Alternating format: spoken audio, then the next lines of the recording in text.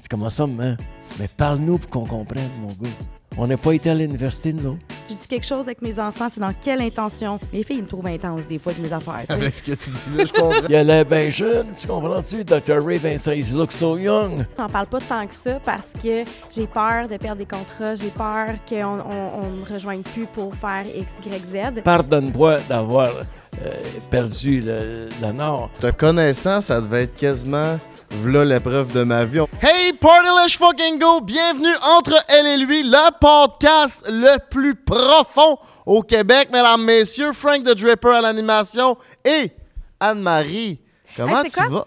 Quoi? Les gens m'appellent Anne-Maurice maintenant quand ils m'écrivent. Oh ouais? Ouais, t'as comme starté un trend. Calé, je pourrais dire que je suis influenceur. Comment que ça te Absolument. fait quoi qu'on t'appelle Anne-Maurice? Je trouve ça très drôle. Parfait, ce sera pas le dernier petit nom que je vais te trouver parce que on est là pour rester, mes petits cocos. Si c'est pas fait, abonne-toi à la page YouTube pour savoir. On sort un podcast à chaque lundi soir au son d'une page Instagram puis notre TikTok. Ça vire en tabarnak. Merci d'être là au rendez-vous avec nous. Merci aussi à Pizza Salvatore, la meilleure pizza au Québec, de nous supporter puis nous aider à propulser notre podcast. Avec le code promo Elle et lui 15, t'as 15% de rabais sur tout. Fait que gâte-toi, gâte ta famille. Il y a l'application, il y a tout ce qu'il faut là-dessus. Aussi, merci au studio, bien entendu, de nous recevoir en studio. C'est un studio où tu peux faire des podcasts, du contenu vidéo. Il y a tout ce qu'il faut. Ils sont très accueillants. Anne-Marie, la bonne pizza Salvatore me tente. Ça sent le bonheur. Pendant que je me prends une bonne pointe, j'aimerais que tu nous dises c'est quoi la mission du podcast entre elle et lui. Oui, c'est important de rappeler la mission du podcast. Je pense que c'est vraiment de mettre des conversations de l'avant entre les hommes, entre les femmes. On reçoit toujours un homme et une femme sur notre podcast. Et c'est vraiment de discuter, hein, parce qu'on a été socialisés différemment, puis de voir comment est-ce qu'on peut naviguer à travers ces différences-là, à travers les différentes perspectives. Donc, aujourd'hui, on reçoit deux êtres absolument extraordinaires. Clairement, c'est deux personnes avec qui j'ai déjà fait affaire. Cheminer, c'est ça, c'est pas Évoluer. fait affaire. Ouais. Cheminer, évoluer. C'est deux personnes, deux coachs dans le développement personnel. Il y en a une qui a une école de danse. Assez où est-ce qu'elle s'en va? Elle a une quarantaine d'années. C'est une femme vraiment exceptionnelle. Elle a fait plein de choses. Elle a 2 podcasts en ce moment. Elle coach. Elle fait du body, mind, soul. C'est quelqu'un qui a vraiment une approche super globale, ultra inspirante et knowledgeable. Plein de connaissances. Exactement. Elle est très éduquée là-dedans, dans le spirituel profond aussi. Elle est aussi calée dans les soins énergétiques, toutes des affaires qui sont un peu hors de la société. Holistique, c'est ça. ouais. Elle coach en séduction aussi. Pour C'est vrai, ça. Ouais, elle est vraiment autant dans le physique que dans le psychologique. Ouais. Et aussi, on reçoit Ray Vincent, qui est mon père spirituel, qui est pour moi l'homme le plus impressionnant au niveau psychologique. Cet homme-là, ça fait 50 ans qu'il donne des conférences dans ce domaine-là. Il a étudié ce domaine-là sous toutes ses coutures, autant au niveau scientifique que spirituel, autant le développement personnel. Il est vraiment calé là-dedans. Je vous invite à le découvrir avec nous parce que... C'est un honneur d'avoir cet homme-là avec nous aujourd'hui. C'est ça, il a 80 ans, puis il a passé par tellement d'affaires, tu sais, il a connu tellement d'aspects, puis il a été dans le monde des affaires, fait que ça nous rejoint aussi. Fait qu'on va pouvoir avoir une belle discussion. Il y a eu 3 femmes, il y a 6 enfants avec 3 femmes. Il a fait fête une couple de fois. Il a eu le cancer de stade 3, il a 3 ans, il a failli mourir. Son cœur a arrêté de battre 2 fois pendant ces opérations-là. Ouais. C'est vraiment Puis un guerrier. Il s'en est remis, il faut le dire, il s'en est remis. Il est toujours vivant, Il est va toujours être là là, avec hein, nous. ça sera pas son bientôt en studio. fantôme. Non, c'est ça. Mais non, en fait, puis c'est vraiment quelqu'un qui gagne à être connu. Tu sais, autant tu dis c'est dans le spirituel, mais ça peut faire peur à du monde, le mot spirituel, j'ai l'impression. Fait que c'est vraiment un homme de business là, qui fait partie du... Club des investisseurs immobiliers du Québec. Exactement. Là. Je veux dire, deux cerveaux absolument incroyables qui se joignent à nous aujourd'hui. C'est ça que j'aime de ces deux personnes-là, c'est qu'ils ont l'aspect business. Parce que souvent, dans la spiritualité ou le développement personnel, il y en a qui sont juste décollés de la terre puis sont incompréhensibles parce qu'ils sont pas nécessairement dans la réalité. Mais eux autres, ils ramènent ça à la réalité. Fait que c'est vraiment inspirant de voir ce genre de personnes-là réussir puis que ça fonctionne pour eux. Tu sais, ça fait assez longtemps que je les côtoie, ce monde-là. Tu sais, Ray, ça fait déjà 8 ans, je le connais. Olénie, 7 ou 6 ans. Puis, tu sais, je vois que ça fonctionne. Puis, ça fait assez longtemps pour dire que ce qu'ils ont à nous enseigner est bon et clairement vrai. Oui, puis ce que j'aime aussi, c'est qu'il va y avoir un clash des générations. Tu sais, on vit dans une société, justement, le podcast, c'est de mettre de l'avant les différences hommes-femmes parce que c'est pas qu'il y a des différences hommes-femmes à la base quand on est. C'est plus, il y a une histoire derrière nous qui nous influence aujourd'hui dans la société, dans nos comportements, etc. Puis j'ai l'impression qu'on va être capable d'en retirer peut-être un petit peu plus de compréhension à la fin du podcast avec ce que Ray a à nous enseigner. C'est ça, oui, il y a la différence homme-femme, mais comme tu dis, il y a aussi une différence générationnelle. Ouais. Elle vient de là, la différence, en fait. C'est ça. Ah, il y a 80 ans, lui, quand il est né, c'était l'Église qui dominait, puis nous, aujourd'hui, je suis à peine allé dans une église aujourd'hui, mais il est capable quand même de m'enseigner des vérités immuables qui vont toujours être véridiques avec... Autant moi, mec, j'ai 80, je vais pouvoir les enseigner aux jeunes, puis ça va toujours être le même message, tant qu'à moi. Oui. Puis dans le fond, ça, c'est deux personnes, pour ceux qui n'ont peut-être pas compris, c'est deux personnes qui t'ont coaché. Exact. Ouais. Exact. Tu vois ça comment, toi, quelqu'un qui consulte, qui est ouvert à se faire coacher, qui plonge dans le développement personnel, tu vois ça comment? Ben, je vois vraiment ça comme une force de caractère, une force d'évolution. Je pense qu'il n'est pas nécessairement assez présente dans notre société aujourd'hui. Beaucoup de gens restent dans le confort de leur pantoufle parce que de sortir, d'aller consulter soit un psychologue ou d'aller se faire coacher, c'est pour moi sortir de sa zone de confort, de se faire bousculer. Puis ces deux personnes-là sont des personnes intellectuellement bousculantes. Fait que pour moi, c'est une force, comme je dis, là, de caractère. Puis ces deux personnes-là sont en majorité le résultat de la personne que je suis aujourd'hui. Oui, ils ont participé à celui que tu es aujourd'hui. 100%. Je pense que c'est important d'aller consulter. Moi, j'ai toujours dit que c'était tu sais, quand je date, là, c'est une des valeurs que je vais chercher à travers quelqu'un d'autre. Quelqu'un qui n'a pas nécessairement, tu sais, quelqu'un qui me dit, moi, j'ai pas besoin de consulter. Je me dis, oh, il y a peut-être quelque chose ici. Je pense que tout le monde a besoin de consulter. Puis en fait, tu sais, quand on dit consulter, des fois, c'est péjoratif, mais c'est d'aller chercher des outils. Tu sais, ce qu'ils ont fait, ces personnes-là, c'est qu'ils ont des connaissances, puis ils les ont partagées. Ça t'a donné des outils pour toi devenir une meilleure personne. C'est ça, le développement personnel à la fin de la journée. C'est ça. Moi, quand j'allais avec Ray, mettons, puis il me donnait des cours ou des consultations, c'était juste un cours. Pour moi, c'était un cours à devenir une meilleure version de moi-même. That's it, that's all. C'était pas hey, on va aller régler mes problèmes. Puis oui, à certains égards, mais moi, c'était vraiment je vais évoluer. Puis après chaque rencontre, même si je retenais une chose sur 1 heure, ça m'apportait de quoi. Puis l'accumulation de tout fait que je peux dire aujourd'hui, je suis vraiment une meilleure version de moi-même de ce que j'étais avant de commencer ce cheminement-là. Puis la chose que tu retiens dans 1 heure, souvent, c'est la chose que tu avais besoin à ce moment-là. Puis je sais pas si toi, ça te fait ça, mais tu sais, moi, mettons, présentement, je consulte 2 psychologues pour des raisons différentes. Là, ils ont chacun leur force, mais j'en ai besoin présentement parce que je vis un épuisement. Et souvent, quand je vais dans une rencontre avec mon psy ou ma psy, je vois les 2, un psychologue puis une psychologue, souvent, qu'est-ce qu'on adresse dans la rencontre? On dirait que je le vis dans la semaine après. On dirait tout le temps que ça vient comme se coller à mes situations de vie. Les énergies mettent en place ce que tu as besoin de vivre. Exactement. Fait que peut-être que c'est, dans le fond, c'est ça que tu retiens de la rencontre parce que c'est ça que tu es en train de vivre. C'est ça que tu as besoin. Tu entends ce que tu as besoin, puis le reste, tu le laisses aller. Mes petits minous, c'est déjà l'heure de dropper le jingle. Merci à Pizza Salvatore encore une fois. Je sais, je le répète, si tu n'es pas encore abonné à la page YouTube. Let's go, vous êtes plus de... Sur 100%, là, vous êtes juste 30% d'abonnés à la page YouTube. Il y a 60% de monde qui n'ont même pas pris 1 seconde pour faire un clic pour nous encourager. S'il vous plaît, ça nous ferait chaud à notre cœur. Il faut faire mieux que ça, la gang, là. Ah ouais. Party, let's go, on drop le jingle. On se voit à l'autre bord avec Only puis Ray Vincent.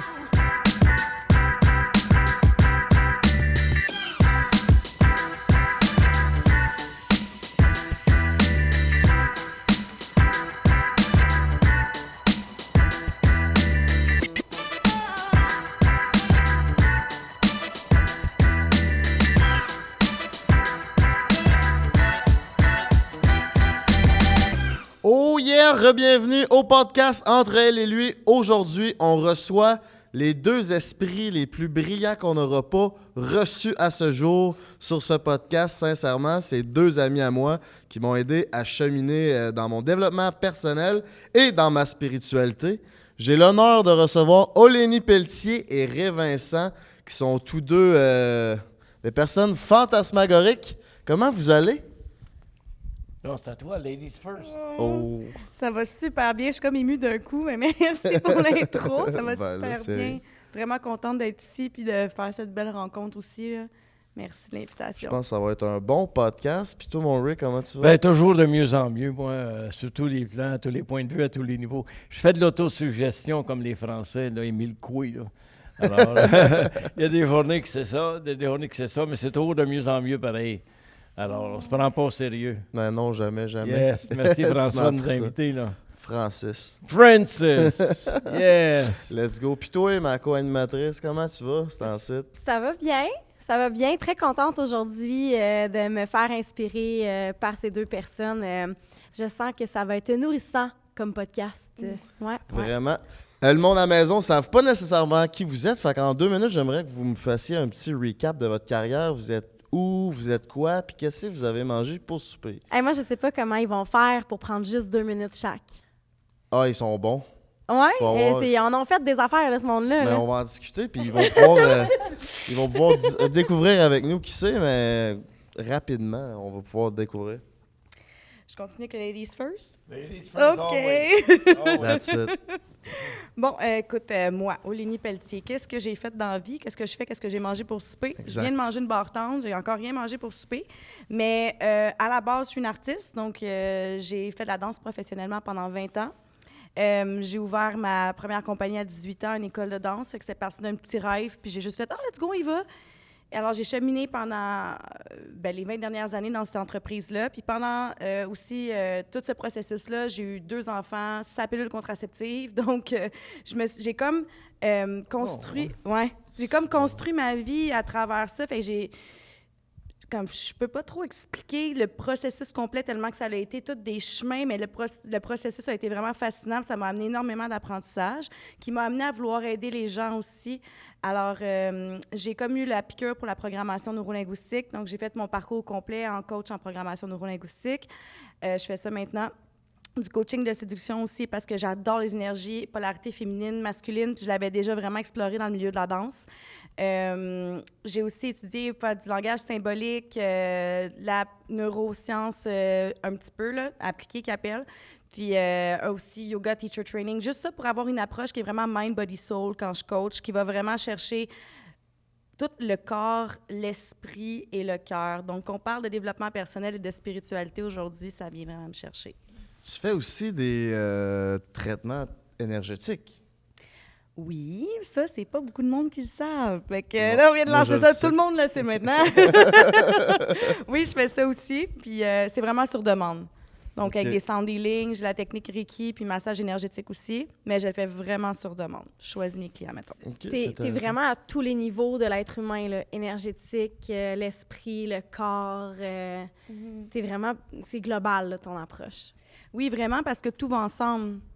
Tu sais, on est un, on est tout ça, on n'est pas une seule chose, on n'est pas séparés de rien. C'est une illusion de penser qu'on est déconnectés puis qu'on est tous séparés. C'est nous qu'on finit par se sectoriser, on dirait. Tu sais, on se compartimente, on aime ça, c'est l'ego qui aime ça faire ça, c'est correct, c'est rassurant, mais on fait partie d'un tout. Donc, Ben moi, je trouve ça vraiment impressionnant de savoir que tu es capable d'aller chercher de l'expertise dans chacune de ces sphères-là. merci beaucoup. Puis c'est le fun de voir que tu as l'air d'avoir fait ça un peu sans chemin nécessairement tracé. Et tout OK. t'arrivait d'en face. Puis, ouais, ça c'est intéressant. Ouais, c'est c'est un ça. peu aussi mon parcours dans cette voie-là. Genre, j'avais pas le choix de passer par là. Puis c'est en partie grâce à vous, surtout à Ré Vincent que j'ai pu devenir. C'est mon père spirituel, cet homme, depuis déjà 2014, qu'on se connaît puis qu'on travaille ensemble sur mon développement. Fait que, en résumé, t'es qui, mon bon chum? Ben, écoute, moi, je suis le dernier des Mohicans au Québec. Alors, ça fait 50 ans que je donne des conférences à partir des États-Unis, du Québec. Mais je viens d'une autre génération, là, tu sais.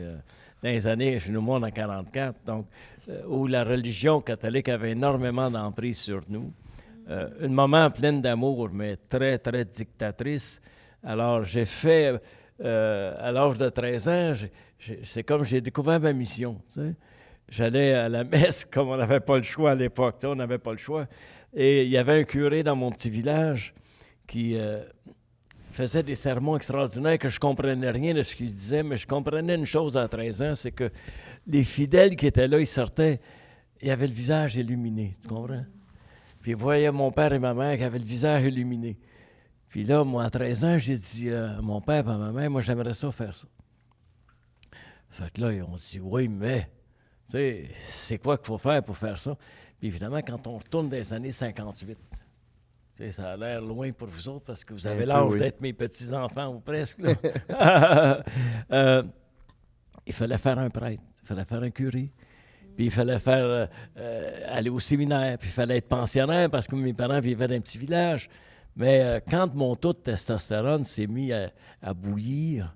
Avoir mal au bat, comme je dirais bien. Oui. J'ai dit à mon père, « Papa, j'ai un gros problème, papa. » J'ai mal au bat. Être curé! J'ai dit, là, je ferais pas un bon curé, papa, parce que là, je pense que je suis en train de devenir fou juste à penser que la sœur de mon chum va venir le visiter dimanche, je n'en dors pas de la semaine, juste pour dire que je vais avoir une fille, parce que ma sœur était 14 ans plus jeune que moi.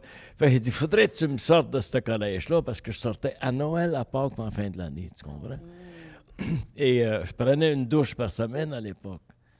Sale ou pas sale, je ne sais pas si vous comprenez.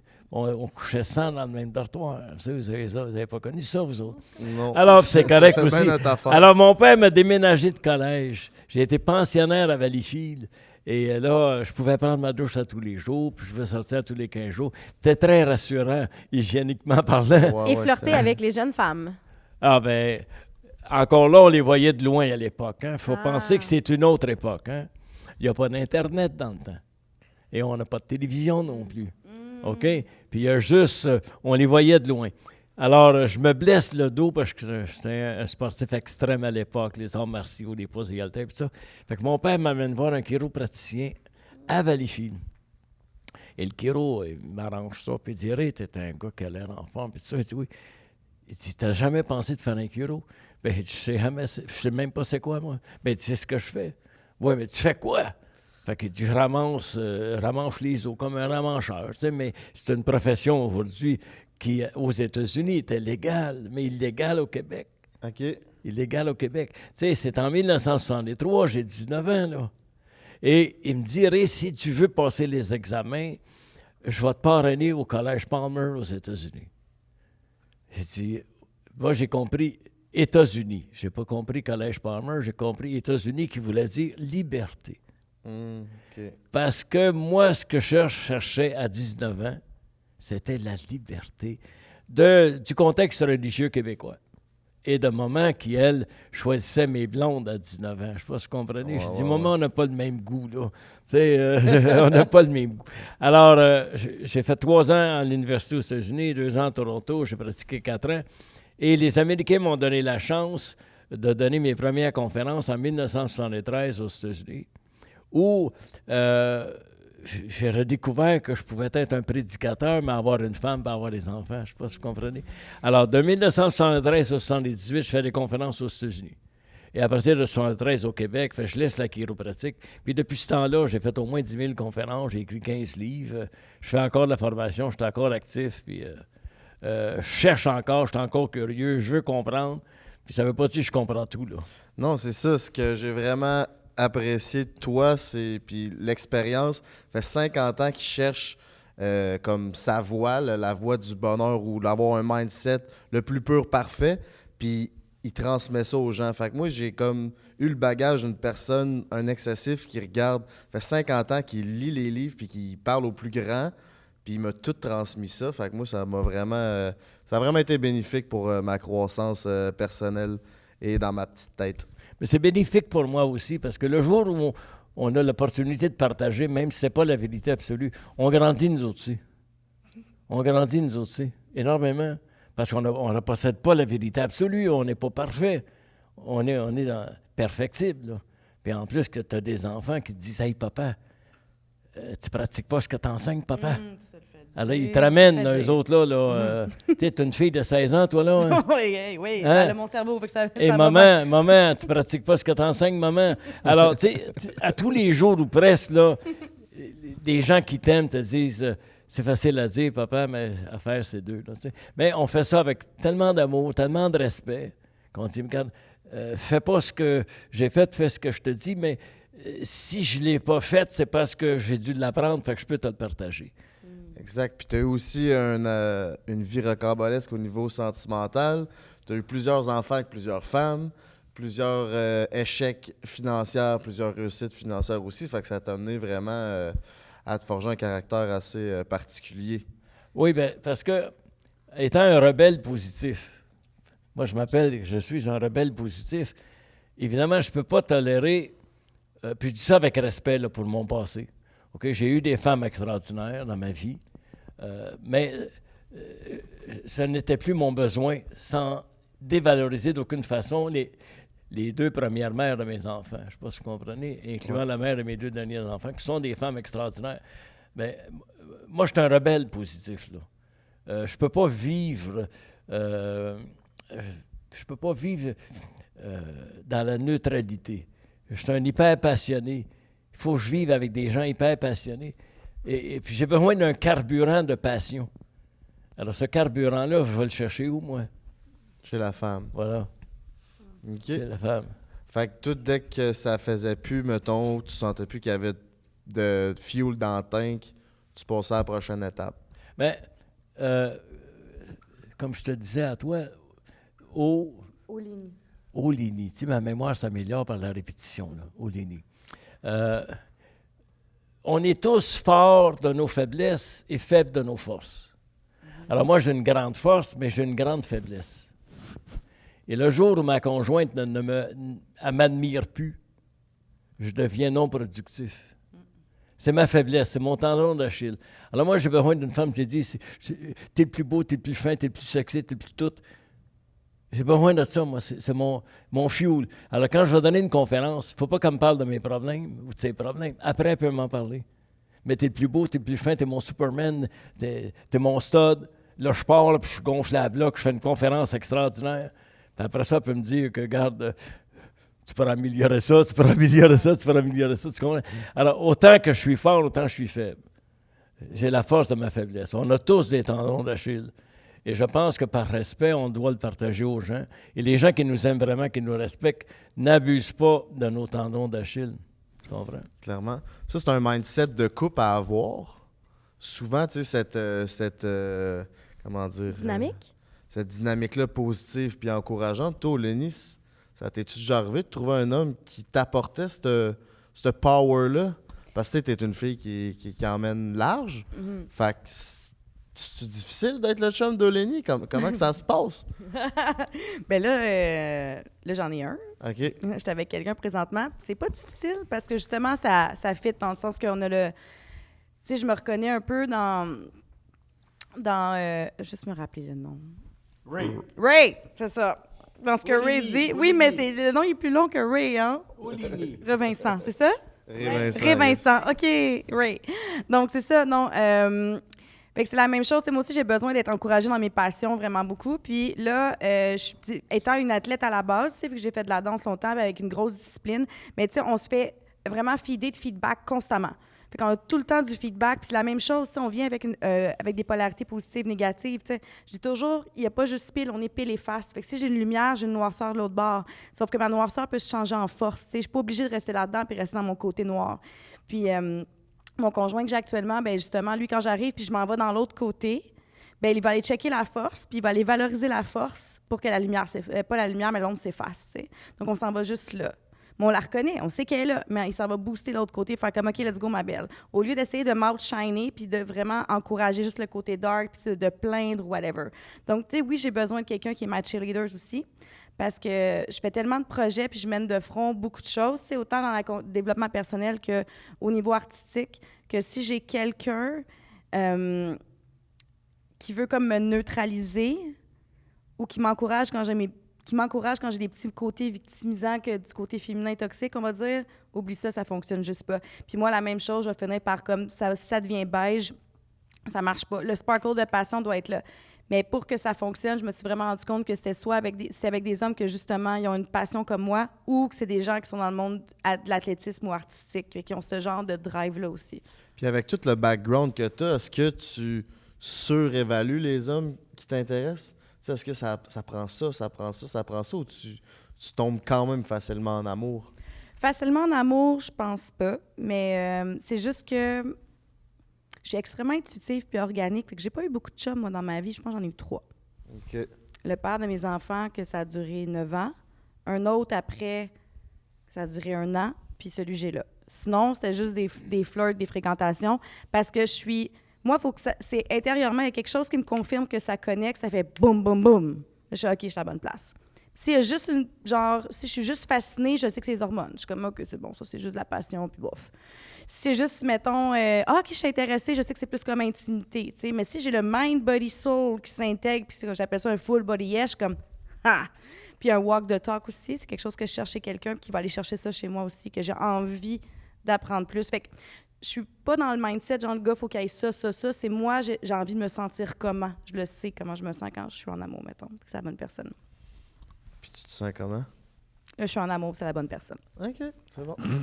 C'est clair, hein? Oui, ça, c'est clair.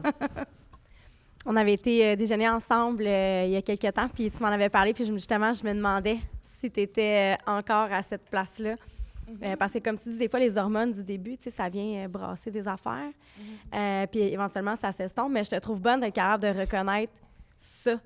Ça serait si simple si on était toutes capables de faire ça, tu sais. J'imagine que c'est un travail que tu as fait à long terme sur toi-même ou sur ton intuition ou... Oui, puis c'est aussi que moi, je suis neuroatypique, donc je suis HPI et HPE. Donc, ça amène que j'intellectualise énormément, mais je suis hyper sensible à la fois, mais ça m'équilibre bien, parce que être plus un plus l'autre, ça peut être vraiment difficile de vivre avec ça. Ben moi, ces deux côtés-là, j'ai appris à vivre avec ça. Donc, je sais quand je suis vraiment comme dans l'hyper-émotivité, puis que là, mon cerveau me dit « Oh, ouais, c'est un petit peu too much, ma belle », fait qu'il me ramène comme... J'arrive vraiment à me calibrer là-dedans. Fait que ouais, c'est de l'intuition mélangée avec de l'observation. Ça m'impressionne que tu sois capable de faire ça parce que des fois, on rationalise trop. Ça va aussi avec les styles d'attachement. C'est quoi ton style d'attachement? Tu sais-tu? Je me promène. Ça dépend avec qui je suis. Ouais, c'est ça. Oui. Ben oui. C'est ça. Je me promène, mais non, je me promène. Si j'ai un anxieux, je deviens évitant. Puis si j'ai un évitant, je peux devenir anxieuse, mais je me watch tout de suite puis je rentre pas là. Je fais comme, ah, non, pas bonne affaire. Puis comment est-ce que vous diriez justement que vos relations dans vos vies respectives vous ont amené plus loin dans vos vies professionnelles? Est-ce qu'il y a eu un lien que vous avez été capable de faire avec vos relations? Oui. Le père de mes enfants était un entrepreneur aussi. C'est quelqu'un qui venait d'une famille qui était très aisée, puis lui aussi financièrement. Fait que lui, il m'a vraiment aidé à me propulser. Fait que même si j'ai eu des enfants et tout, c'était comme, OK, construis là ton studio de danse. Genre, il m'a vraiment permis d'avoir un safe ground pour ensuite être capable de monter ça. Puis quand on s'est séparés, bien, la business était déjà montée, fait que j'ai pu me garrocher dedans. Puis là, c'est devenu comme vraiment mon entreprise, puis ça s'est incorporé et tout. Ensuite, le deuxième homme que j'ai eu dans ma vie, j'avais besoin de calme à ce moment-là. C'était quelqu'un qui était très, très posé. Pas d'ambition pantoute, puis il n'est pas gêné que je le dise. Là, genre, il n'y en avait juste pas. Lui, c'était comme, j'arrive le soir, je vais me coucher à 6-7 heures. Mais c'est sûr que année, moi, c'est mort après 1 an. Là. Quand j'étais reposée, c'était fini. Là. Ouais. Puis, fait que ça m'a amené à apprendre à me reposer aussi. Puis là, j'ai quelqu'un qui est plus comme on my side, on dirait. Ça va être comme ça. Ouais, fait que je sens plus que c'est comme un partnership. Fait qu'il y a vraiment un échange qui est plus équitable présentement. Parce que la relation, présentement, elle vient pas d'un manque. C'est comme plus un partnership. Ouais. Puis pour toi, Ray? Oui, de votre côté? Bien, évidemment, moi, je peux être votre grand-père. Hein, alors, je reviens à l'essence des besoins, selon nos âges aussi. Alors, c'est sûr que ma conjointe et moi, présentement, qui est la mère de mes 2 derniers enfants, une fille de 30 ans et un fils de 26 ans, moi qui ai eu le cancer en 2020, qui a guéri de ça, ou ma conjointe, peu importe, ça fait 40 ans qu'on est ensemble, on a eu des ajustements aussi durant ces années-là. Quand on a décidé en pleine conscience, on se dit, est-ce qu'on continue à faire notre vie ensemble jusqu'à la fin? C'est facile à dire, à faire ces deux-là. Et à la lumière de mes expériences puis des gens que je côtoie, parce que je côtoie beaucoup de couples dans le monde des affaires qui ont ces défis là, de vivre en couple. Tu vas avoir un couple recomposé, puis tu regardes qu'ils sont rendus dans le même pattern qu'avant, fait qu'ils vont divorcer, c'est une question de temps. Alors, ma femme et moi, ce qu'on a fait, puis évidemment, il faut bien considérer, je me répète volontairement en disant, moi, je suis 79, là. Fait que je n'ai pas les besoins que Francis a. Parce que vous comprenez, je n'ai pas les besoins d'un gars de 60 ou de 50 ou de 40. Et ma conjointe, c'est la même chose, elle n'a pas les mêmes besoins qu'une femme de 40 ans ou de 35 ans ou de 50 ans. Bon, même si on a 14 ans de différence. Ni les mêmes hormones. Oui, il y a le facteur hormonal aussi qui fait que tu n'as pas les mêmes besoins. Mais nous autres, on s'est assis. Premièrement, on s'aime et on se respecte. Ça, c'est la première des choses, puis on s'admire. Ça, c'est pas inventé, là. C'est quelque chose que j'ai très de facilité à dire. Et on s'est dit, bien là, moi, il me reste des belles années. Elle est 14 ans plus jeune que moi, il reste encore des belles années. Qu'est-ce qu'on a de besoin en tant qu'homme pour aller jusqu'au bout? Alors, moi, j'ai fait une liste de mes besoins en tant qu'homme. Écrit là. OK? Et elle a fait la liste de ses besoins. Et dans l'amour et le respect, moi, je lui ai dit, les besoins que j'ai, est-ce que tu es confortable de m'aider à les combler? OK? Oui ou non, disons. Toi, tu as des besoins. Est-ce que moi, je suis confortable à t'aider à les combler? On se comprend-tu? Bon. S'il y a certains besoins que tu es moins confortable, est-ce que moi, j'accepte pareil de faire ma vie avec toi jusqu'à la fin, même si ces besoins-là ne sont pas comblés? Mais je le fais en pleine lucidité, en pleine conscience. Compte tenu que j'ai plus 50 ans, j'ai plus 40 ans, puis j'ai plus 60 ans. C'est parce que c'est rendu, moi, je m'en vais sur 80 l'année prochaine. Même si je suis très performant, je suis très actif, c'est sûr que je le sais, l'âge que j'ai, je suis dans la réalité, mais moi, j'ai encore des rêves pour les 100 prochaines années. Je ne sais pas si tu comprends, là. Yes. C'est ça. Alors, et si tu me permets, Francis, 100%. Il y a un couple dans le club immobilier où je vais taire le nom, même s'il me donne la permission d'en parler. C'est un homme très prominent dans le club immobilier. Lui a refait sa vie avec une autre conjointe, OK, qui, elle, avait 2 enfants. Lui avait 2 enfants. Puis après certaines années où les hormones ont pris un certain niveau de... Tu sais, là, ils sont moins excités quand ils se regardent. Ils sont moins excitants non plus, là. Mais ils s'aiment pareil, tu comprends? Parce que les hormones, là, ça a pris un certain temps. Alors, eux autres, dans leur conscientisation, ils ont dit on est en train de répéter le même pattern ensemble qu'on a vécu avec notre premier conjointe. Puis pourtant, je t'aime, tu m'aimes, on s'admire, mais on est devenu insécure. Moi, je suis devenu insécure, toi, tu es devenu insécure. Et lui, le monsieur, il dit, moi, là, j'ai vécu beaucoup de déceptions dans ma première relation de couple, beaucoup de souffrance parce qu'on souffre beaucoup, directement ou indirectement, puis elle aussi. Alors, eux autres se sont fait un protocole d'entente. Parce que c'est des gens qui travaillent intensément, ils sont dans le monde des affaires. Tu sais, je veux dire, le gars, il part à 7 heures le matin, des fois, il arrive à minuit le soir. Là, tu comprends? Puis la femme, c'est elle aussi. Là, bon. Alors, eux autres, le matin, je te donne un exemple. Le matin, là, il est 7 heures, là, il faut qu'ils se lèvent pour aller travailler. À 7h moins quart, le cadran sonne. Ou à 6h30, le cadran sonne. OK? 15 minutes, une demi-heure avant de se lever pour aller travailler, peu importe si c'est un bar ou sur l'autre bar. Et là, ensemble, ils font du cocooning en pleine conscience et ils se rechoisissent pour la journée. Ils ne choisissent pas pour la semaine, là, ou le mois, ou un an. Ils se rechoisissent pour la journée. Puis quand il m'a parlé de ça, j'ai dit, tabardouche. C'est ça parce qu'on devient négligent, on prend notre conjoint pour acquis, on prend notre conjointe pour acquis.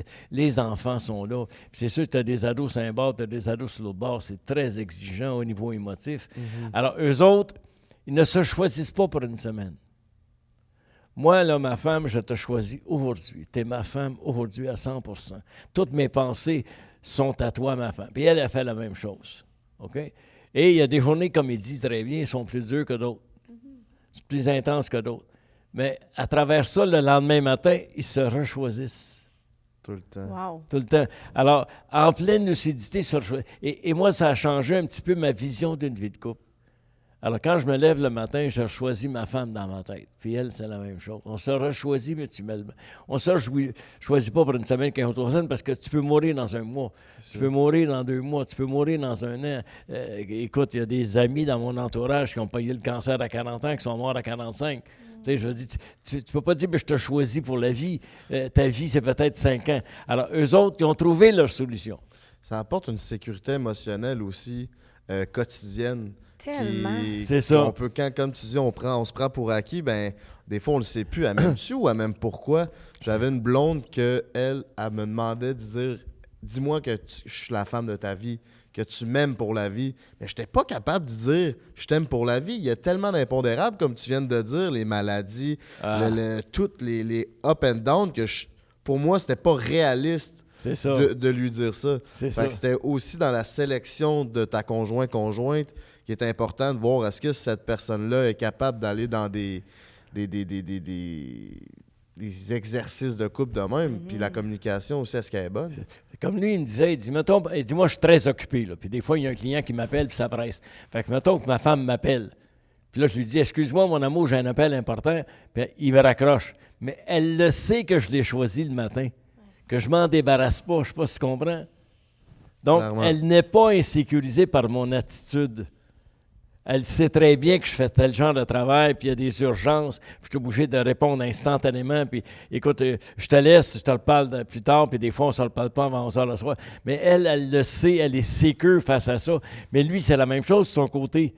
C'est quand sa femme, elle travaille dans des heures que lui, il ne travaille pas, mais il sait très bien qu'elle, elle l'a choisi le matin. Fait que l'idée là-dedans, puis je pense qu'on est tous un petit peu comme ça, tu vas prendre une plante, tu vas prendre un animal, il a besoin de sentir la tendresse et l'affection pour grandir. OK? Alors, je pense qu'un couple, peu importe l'âge, a besoin de sentir cette tendresse et l'affection, cette sécurité-là pour grandir. Et le jour où on prend ça pour acquis, il y a une distance qui se crée. Il y a une distance qui se... Mon père faisait des farces avec ma mère, puis mon père n'était pas parfait, ma mère non plus. Puis mon père arrivait à ma mère des fois, puis il lui disait « Est-ce que je te dis que je t'aimais aujourd'hui? » T'sais, ma mère trouvait ça drôle parce que mon père, c'était pas un gars vraiment volubile. Puis je dis ça à ma femme aussi. Je t'ai dit que je t'aimais aujourd'hui, tu sais. Évidemment, ça ne devient pas une rengaine. Mais je parle pour ce couple-là qui, eux autres, c'est dans leur routine, en pleine conscience, ils se rechoisissent le matin. Et j'en ai parlé beaucoup dans le monde de l'immobilier, parce que moi, je suis dans le monde de l'immobilier, et ça a sauvé beaucoup de ménages, cette affaire-là. Tu sais, parce que moi, le premier, j'ai mes forces, j'ai mes faiblesses, mais moi, en tant qu'homme, mes faiblesses, c'est l'insécurité. Moi, il faut que je sois le numéro 1 avec ma femme. Je ne peux pas m'imaginer être le numéro 2. Mon ego ne le permet pas. Parce que je suis une superstar, je suis un superman, je suis une vedette. Alors, j'ai choisi ma femme, puis pour elle, il faut que je sois le...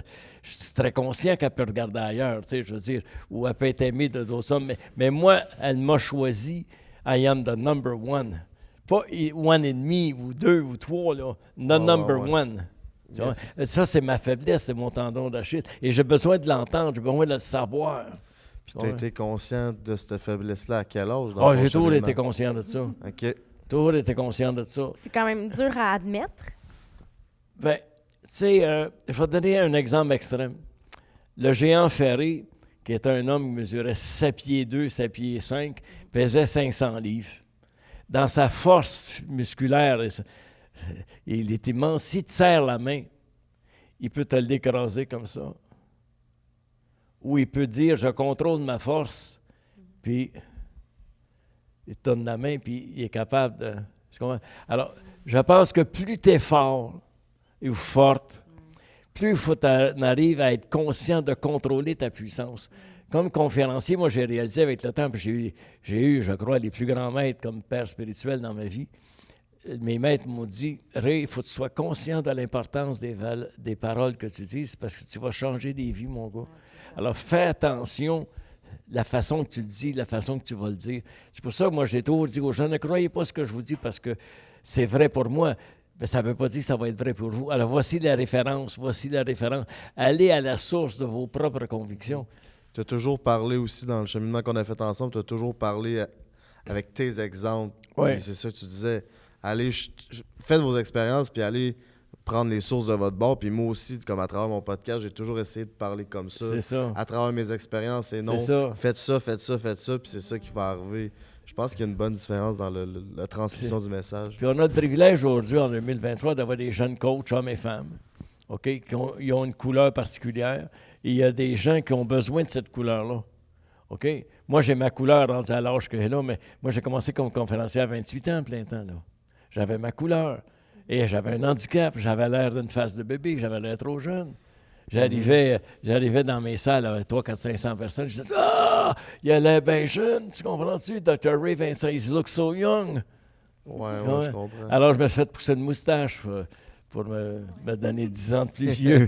à la suggestion de mon père spirituel, il dit, on va vieillir de 10 ans, Ray. Il dit, on va te faire pousser une moustache, on va te faire fumer le cigare, tu vas puer comme un vieux. Tu comprends? Alors marketing. Ouais, c'est ça. Alors, puis évidemment, à travers ça, on évolue. Mais, tu sais, on traîne nos insécurités de nos enfances aussi. Tu sais, sans blâmer papa et maman de nos grands-parents. Tu sais, les insécurités de papa, de maman, de mes grands-parents, on les traîne avec nous autres. Jusqu'à un certain point. Parce que c'est transmis. Ben, ce qu'on dit, on en prend et on en laisse selon les nouvelles recherches qu'on est héréditaire des 7 dernières générations. Ouais, Autant ouais. physiologique que psychique. C'est ça. Ouais. C'est ça, c'est de voir la différence entre le psychique et psychologique. Moi, j'ai une question. On t'écoute. Depuis tantôt, on utilise les mots père spirituel.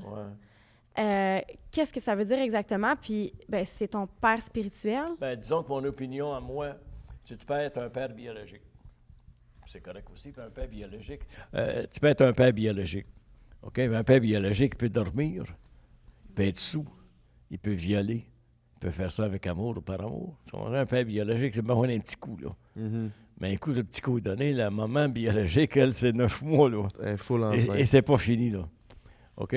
Alors, puis tu as des pères biologiques que je ne condamne pas, qui sont vraiment disgracieux envers leurs enfants, envers les femmes d'ailleurs, aussi, dans certaines ignorances de mon milieu que je venais, moi. Tu comprends-tu?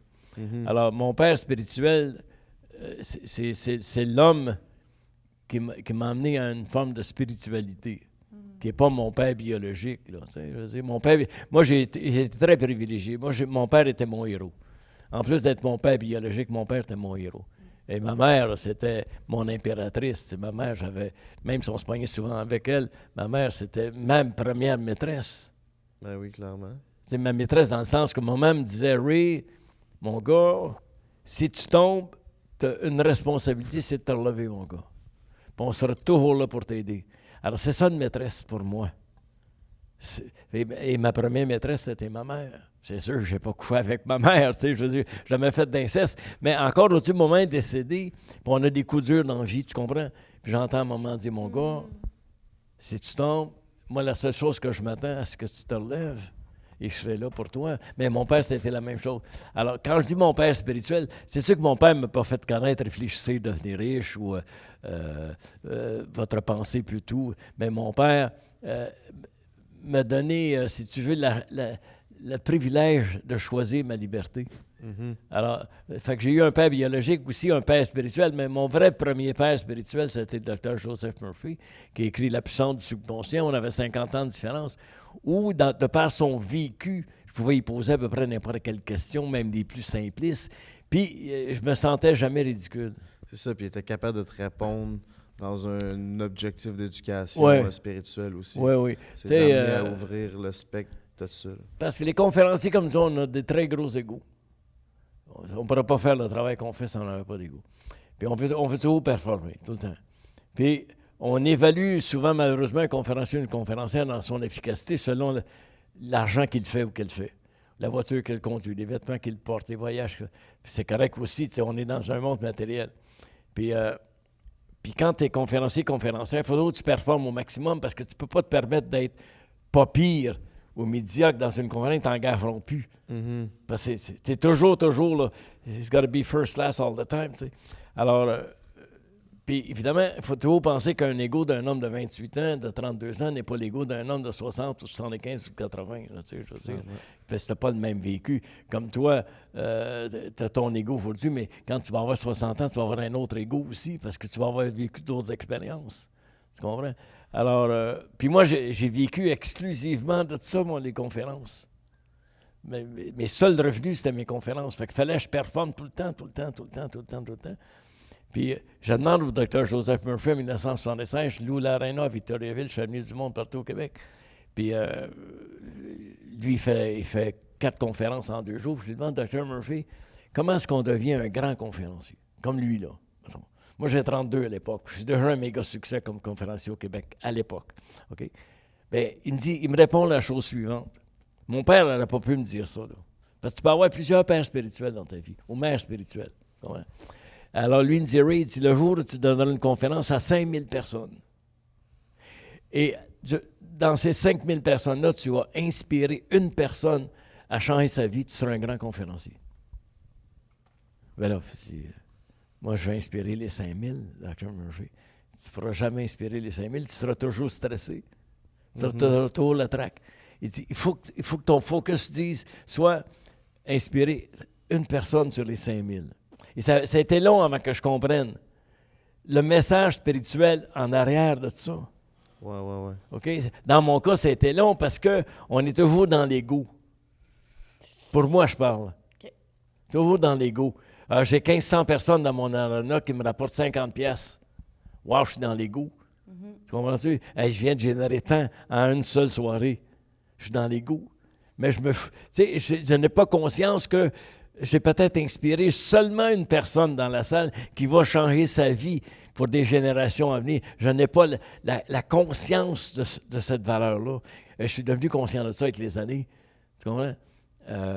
Puis avec les années, ça m'a toujours suivi, ça. Donc, à chaque fois que j'avais des périodes difficiles dans ma carrière, parce que j'en ai eu des périodes difficiles dans ma carrière, là, je me posais la question suivante. Est-ce qu'aujourd'hui, j'ai inspiré quelqu'un à devenir une meilleure personne? Une personne. Même s'il y en avait 500 dans la salle, ou 1000, ou 200, ou 10, ou n'importe quoi. Tu sais. Et c'est ça pour moi, un père spirituel. Ça aurait pu être ma mère. Mais ma mère était ma mère spirituelle, aussi indépendamment de ma mère biologique, parce que quand j'ai donné mes premières conférences au Québec, maman venait suivre mes cours, j'ai été obligé de dire, maman, viens plus suivre mes cours, tu me déranges. Mais parce qu'elle voulait me changer, elle ne voulait pas que je parle de telle affaire, parce qu'elle m'avait élevé comme ça, là, tu sais. Elle était très possessive. Mais elle me dit, Ray, elle dit, c'est extraordinaire les cours que tu donnes, mais on ne comprend rien ce que tu dis, mon gars. C'est comment ça, maman? Mais parle-nous pour qu'on comprenne, mon gars. On n'a pas été à l'université, nous autres. Parle-nous pas d'hormones, puis parle-nous pas de chimie, puis parle avec ton cœur puis ton âme. Parle-nous que nous, les vieux, on comprenne. Et ma mère est devenue ma mère spirituelle en plus, tu sais, je veux dire, de tant de choses, là. Ouais. Tu comprends? Alors là, j'ai passé de l'esprit scientifique à l'esprit du cœur. La personne qui est là, que 60 ans, qui n'a jamais été à l'école, ou à la secondaire 1, ou elle n'a pas de maternelle, elle a besoin d'espoir, mais il faut que j'y parle un langage qu'elle puisse s'assimiler. OK. Et c'est là que tu as mis l'ego au service de l'âme. Bien, c'est ça. Parce que c'est là la différence qu'on parlait du concept de l'ego tantôt. Moi, je pense pas que ça n'existe pas pour avoir d'ego. Genre, je crois pas à ça. Non, on a tous des égos. On a tous, c'est important, c'est la personnalité. C'est la première chose qui arrive. C'est hyper important. C'est quand on est axé autre que là, c'est problématique. Quand on est axé justement sur les 5000 personnes qu'on va toucher, tu es axé autre. Tandis que la source, c'est à l'intérieur. Donc, si tu arrives, c'est comme moi, selon moi, avec n'importe quoi que je partage, c'est dans quelle intention. Même si je dis quelque chose avec mes enfants, c'est dans quelle intention. Si j'arrive, c'est quoi l'intention derrière? Si l'intention dans la noirceur, je sais que c'est mon ego négatif. C'est pour un manque, une peur, un besoin qui n'est pas comblé. Puis ça, dans ce temps-là, un jugement, je sais que c'est l'ego négatif. Même un jugement de moi, c'est l'ego négatif. Est-ce que dans ce moment-là, tu réussis à ne pas le dire ou des fois, c'est plus fort que toi puis tu le dis pareil? Des fois, j'y arrive et après, je fais un feedback. Parce qu'il faut être conscient en crise, comme une personne comme toi ou Ray, de ça. Parce que, tu sais, je pense que le commun des mortels n'a pas cette conscience-là, cette réalité-là. Mais ça s'entraîne, tu sais. Le fait que, tu sais, justement, je parlais tantôt que je venais du milieu de la danse, mais tu sais, moi, je comprends que pour être capable de faire un grand jeté split, il faut que tu en fasses en tabarnouche touches des sauts pour que tu fasses un grand jeté split à un moment donné, tu sais. Donc, exemple, moi, le dernier truc que j'ai travaillé, parce que j'aime ça travailler des petits éléments de conscience, pas arriver à faire comme je suis très ouverte au niveau de tel sujet, c'est un petit peu à la fois. Puis l'année dernière, j'ai décidé que je voulais travailler le people pleaser, parce que la femme, on est beaucoup là-dedans. Genre le besoin de plaire, puis ça vient derrière énormément de décisions. Fait que je me suis déjà commencé par m'entraîner en faisant ça chez moi. Donc, à chaque fois, je dis oui à mes enfants. Est-ce que je le dis parce que je veux leur plaire, parce que j'ai peur qu'ils m'aiment plus, ou je dis oui parce que c'est vraiment intrinsèque, l'intention est là, de façon vraiment sincère, j'ai envie de leur faire plaisir, ou j'ai la disponibilité émotionnelle, physique et mentale de le faire. Et fait que je prenais des step back. Ils me posaient une question, j'étais comme, attends un petit peu, Novalie. OK, non, je peux pas le faire. C'est comme, pourquoi? Je le ferais pour te faire plaisir parce que j'ai aucune disponibilité pour le faire, ou c'est parce que je veux, mettons, quand ça me dit, tu veux-tu me donner de l'argent? Non, je t'enlève carrément présentement pas ton indépendance, mais ton autonomie, si je te donne tout de suite des sous puis que tu développes pas, toi, comment tu pourrais travailler pour en avoir, tu sais. Mais ça te ferait plaisir, fait que là, tu vas me traiter de mauvaise mère, fait qu'il faut que je travaille mon people pleaser. Mes filles, ils me trouvent intense des fois avec mes affaires, tu sais. Avec ce que tu dis là, je comprends. Oui, mais c'est correct. Au moins, tu es cohérente avec toi-même. C'est ça, puis avec eux. Vraiment, puis avec eux, fait qu'après ça, ils le sont, tu sais, vraiment. C'est ça, j'allais dire, eux autres aussi, là, ça les inspire à faire ça, là. Ouais. Tu traces un chemin, en fait. En fait, tu laisses un message pour l'avenir aussi. C'est ça. Exact. Fait que, tu sais, c'est de travailler dans la notion du message. Puis ça fait travailler justement mon ego pour le mettre au service de mon âme, justement. Tu sais, je dis souvent que, tu sais, justement, l'ego, c'est nos blessures, là, c'est les peurs, souvent dans l'ego négatif, je parle, la construction de l'ego. Puis dans le positif, c'est quand il team up avec l'âme qu'on a laissé en dedans, des fois qu'on l'a mis dans le placard après 2-3 blessures, là, puis on ouvre la porte, puis on fait comment? On va t'écouter un petit peu, puis on va travailler ensemble, puis moi, je vais faire ma show-off, parce que des fois, je dis... Moi, tu sais, le fait que je sois dans le milieu artistique, comme Ray disait tantôt, dès qu'on est en avant-plan, il faut qu'on ait des gros égos. Genre, c'est ça qui vend, c'est le casting, c'est tout ça. On doit avoir des gros égos. J'ai un gros égo? Non, on en a tous. Je pense que tout ici, on en a un, là, si on fait les métiers Je qu'on pense, je pense que notre ego s'exprime différemment pour chacun d'entre nous. Exactement, tu sais. Vraiment différemment. Puis là, tu sais, moi, ce que je disais, j'en ai parlé dans un des podcasts que j'ai fait dernièrement, puis je me suis dit, tu sais, mon ego, ce que je fais avec ça, c'est comme, OK, ben là, elle, on va la rendre cute, elle va bien parler, son intelligence, elle va peaufiner, elle va envoyer tel message, fait que l'âme, OK, c'est quoi l'intention? Bon, OK, on team up ensemble, puis on y va. Là, ça va bien, tu sais. L'intention est là, puis tu utilises toutes tes forces pour mettre ça d'avant-plan, mais l'intention, c'est de transmettre le message. Puis c'est là, je pense que quand la spiritualité vient justement toucher au cognitif, puis c'est là que la lumière est. Quand les gens comprennent c'est quoi leur why à l'intérieur, puis arrivent à aligner avec leur ego, puis là, ça chaîne, parce que t'arrêtes d'aller dans des situations qui te brûlent, t'arrêtes d'aller dans des chemins qui te vont juste pas, puis de comme plaire à d'autres pour absolument rien. Tu y vas aligner à toi, t'écoutes tes besoins, tes limites, puis là, tu glows. Hey, ça me rejoint, qu'est-ce que tu dis, parce que, tu sais, je m'en cache pas présentement, tu sais, je vis un épuisement professionnel, puis en fait, je m'en cache pas. C'est pas vrai, j'en parle pas tant que ça parce que j'ai peur de perdre des contrats, j'ai peur qu'on me rejoigne plus pour faire X, Y, Z. Puis j'étais allée à C2 la semaine passée, qui est des conférences dans le domaine de la business, là, en fait, des leaders mondiaux. Puis je suis sortie de là en me disant, hey, je n'ai plus d'objectif. Tu sais, je m'en étais fixée quand j'ai commencé au lit avec Anne-Marie, quand j'ai commencé, j'avais une mission, tu sais, c'était de transmettre un message, puis je suis encore là-dedans, mais j'ai perdu de vue mes objectifs. Je cours comme une poule pas de tête, je sais plus où ce que je m'en vais, je suis complètement brûlée. Fait que c'est carrément ça, finalement, tu sais. C'est toujours avoir un plan puis de faire une mise à niveau de son plan chaque année. C'est même ça. aux 6 mois pour voir si tu t'en vas dans la bonne direction, je pense. Oui, puis j'ai complètement oublié de faire ça. Je suis sortie de là, j'ai fait hey, je sais pas c'est quoi mon objectif, tu sais. Puis on en parlait un peu avant le podcast. Est-ce que vous pourriez nous parler un peu de la liste des 101 objectifs? Ça a vraiment résonné avec moi. Mais moi, quand je voulais suivre des cours, j'allais aux États-Unis. Jack Canfield, Mark Victor Hansen, tous les grands conférenciers de l'époque. Jack Canfield est encore vivant. Alors, dans les cours qu'on suivait, il y a des neuroscientifiques aussi qui sont là. Et aujourd'hui, encore en 2023, les neuroscientifiques vont nous dire aussi vrai que ton corps sèche si tu ne l'entraînes pas. Puis évidemment, il y a différents âges. Tu ne peux pas t'entraîner un corps à 40 ans comme entraîner un corps à 79 ans. Mais il faut que tu l'entraînes pareil ton corps. Moi, j'entraîne pareil le mien. Alors, nos coachs nous disent tu dois... C'est un jeu à faire, c'est avec Jack Canfield, Mark Victor Hansen. J'ai suivi ces séminaires, je les connais tous personnellement. tu te fais une liste de 101 buts. Pourquoi 101? Juste pour dire que tu en fais plus. Et quand du plus matériel au plus spirituel. OK? Oh.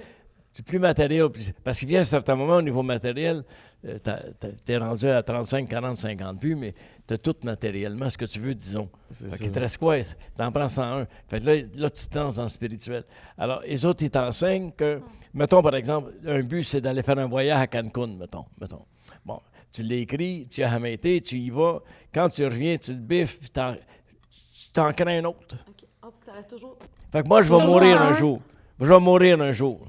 Et quand je vais mourir un jour, sur ma table de travail, je vais avoir 101 buts que je n'ai pas encore réalisés. Évidemment, ce ne sont pas seulement des buts matériels, il faut bien comprendre. Ça devient des buts spirituels aussi, là. Des buts humanitaires. Ouais. Tu comprends? Alors, et ça vient de Jack Enfield, Mark Victor Hansen, La lampe d'Aladin, ça vient du succès selon Jack, ça vient Chicken Soup for the Soul, les bouillons de poulet pour l'âme, puis tout ça, tu sais. Puis, évidemment, chacun d'entre nous, en tant que coach hommes et femmes, on a des vies personnelles. On a des origines personnelles. Moi, je viens d'un milieu très macho, en tant qu'homme. Où, écoutez, moi, je suis noir en 44, en 45, les femmes du Québec avaient le droit de voter. C'est-à-dire que ma mère n'avait pas le droit d'avoir de compte de banque. Ma mère n'avait pas de chèque. Ma mère n'était pas copropriétaire de la maison. Je sais pas si vous comprenez, là. On part de ouais, loin, là, quand T'sais, même. là. puis ça fait pas des siècles, là. Non, t'es encore là. Puis c'est encore là. OK? Alors, fait que je viens de ce milieu-là où, veux pas, c'est pas la faute de mon père ou de ma mère ou de mon entourage d'hommes machos de l'époque, mais ces hommes-là avaient une opinion des femmes, les femmes avaient une opinion des hommes. Comprends-tu? Que dans tes périodes de stress, puis je vais parler des miens, mais dans mes périodes de stress à moi, quand tu es stressé, ça ressort, ça, cette éducation-là. Je vais vous donner un exemple. C'est sûr que moi, personnellement, j'ai 6 enfants, 14 petits-enfants, 3 arrières. Je donnerais ma vie pour n'importe quel d'entre eux. Physique.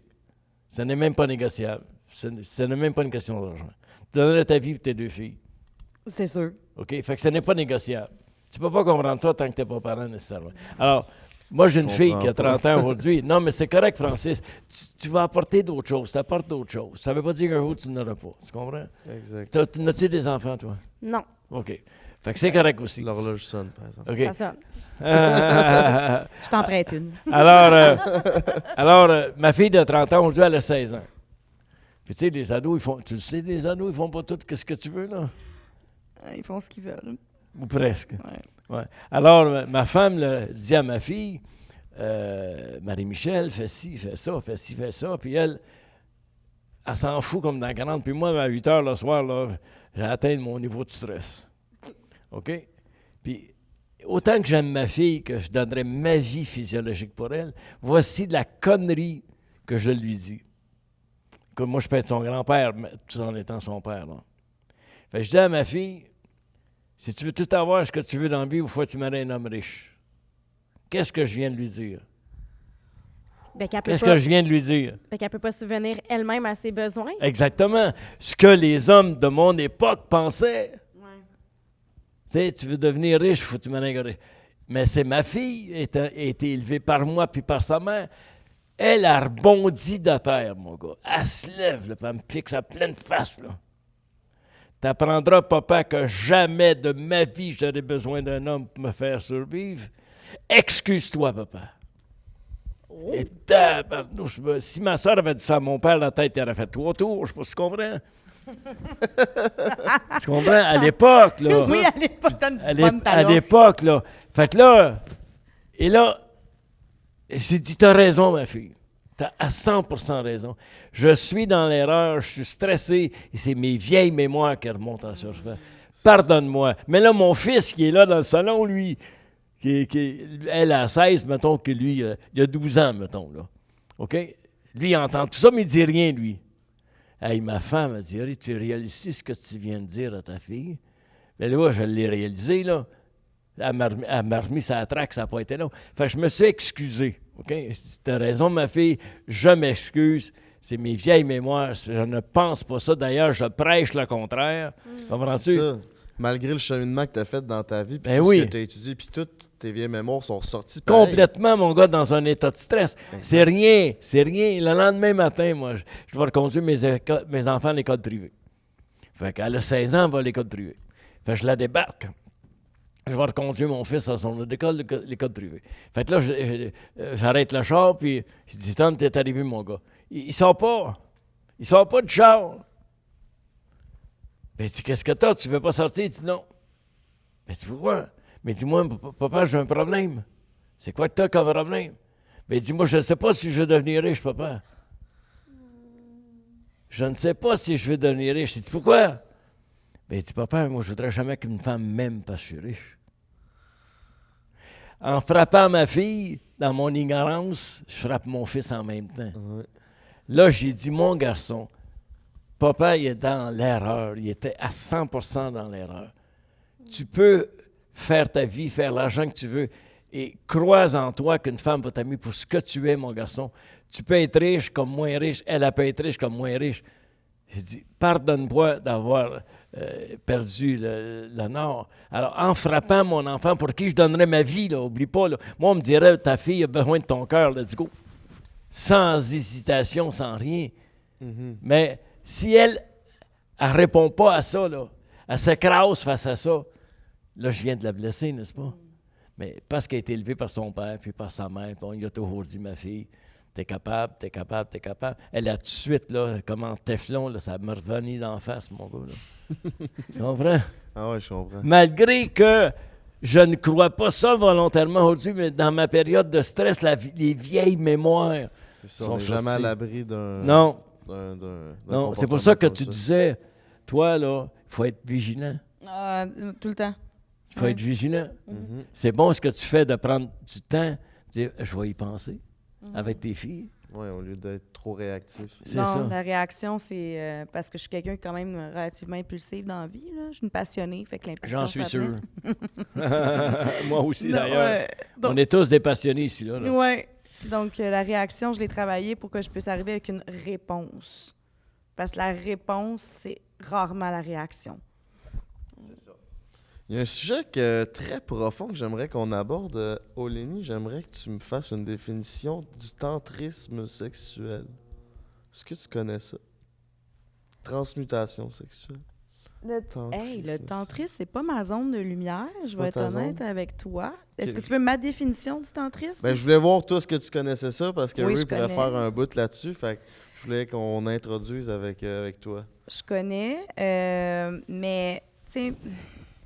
C'est pas une question piège, là. Non, vraiment non. pas. Je suis juste comme, mettons, la façon que je vois ça, moi, c'est au niveau de l'alignement chakrique puis la connexion énergétique que tu vas avoir avec quelqu'un. C'est dans le non-touché, puis après qui initie justement avec les corps. Fait qu'il y a comme une connexion au niveau de l'âme avant d'arriver avec la connexion physique, mais qui est dans l'intention aussi quand il y a une calibration entre les deux. Mais c'est pas quelque chose que, mettons, j'ai pas fait d'atelier de ça ou quoi que ce soit, là, je vais être honnête Ok. avec toi. Là. Puis c'est quelque chose que tu as déjà pratiqué avec tes partenaires? Je pense que c'est quelque chose que j'ai assez naturel, ça. OK. Ouais. Mais si ton partenaire n'a pas nécessairement cet aspect-là, cette vision-là, est-ce que ça se pratique selon toi? C'est Cette sûr, quand il y a une conscience? ouverture de conscience, c'est encore plus grand, là, quand les deux s'en vont dans l'intention, puis que, tu sais, il y a une vibe qui s'installe, puis que ça s'en va là. Tu sais, je veux dire, étant danseuse, je calibre vraiment très bien avec le partenaire pour l'amener où je veux l'amener. C'est ça, J'ai j'allais compris. dire. C'est une Ouais. valse, là. Puis, C'est tu sais, je veux vraiment dire, ça. c'est ça. C'est ça, c'est exactement ça, tu sais.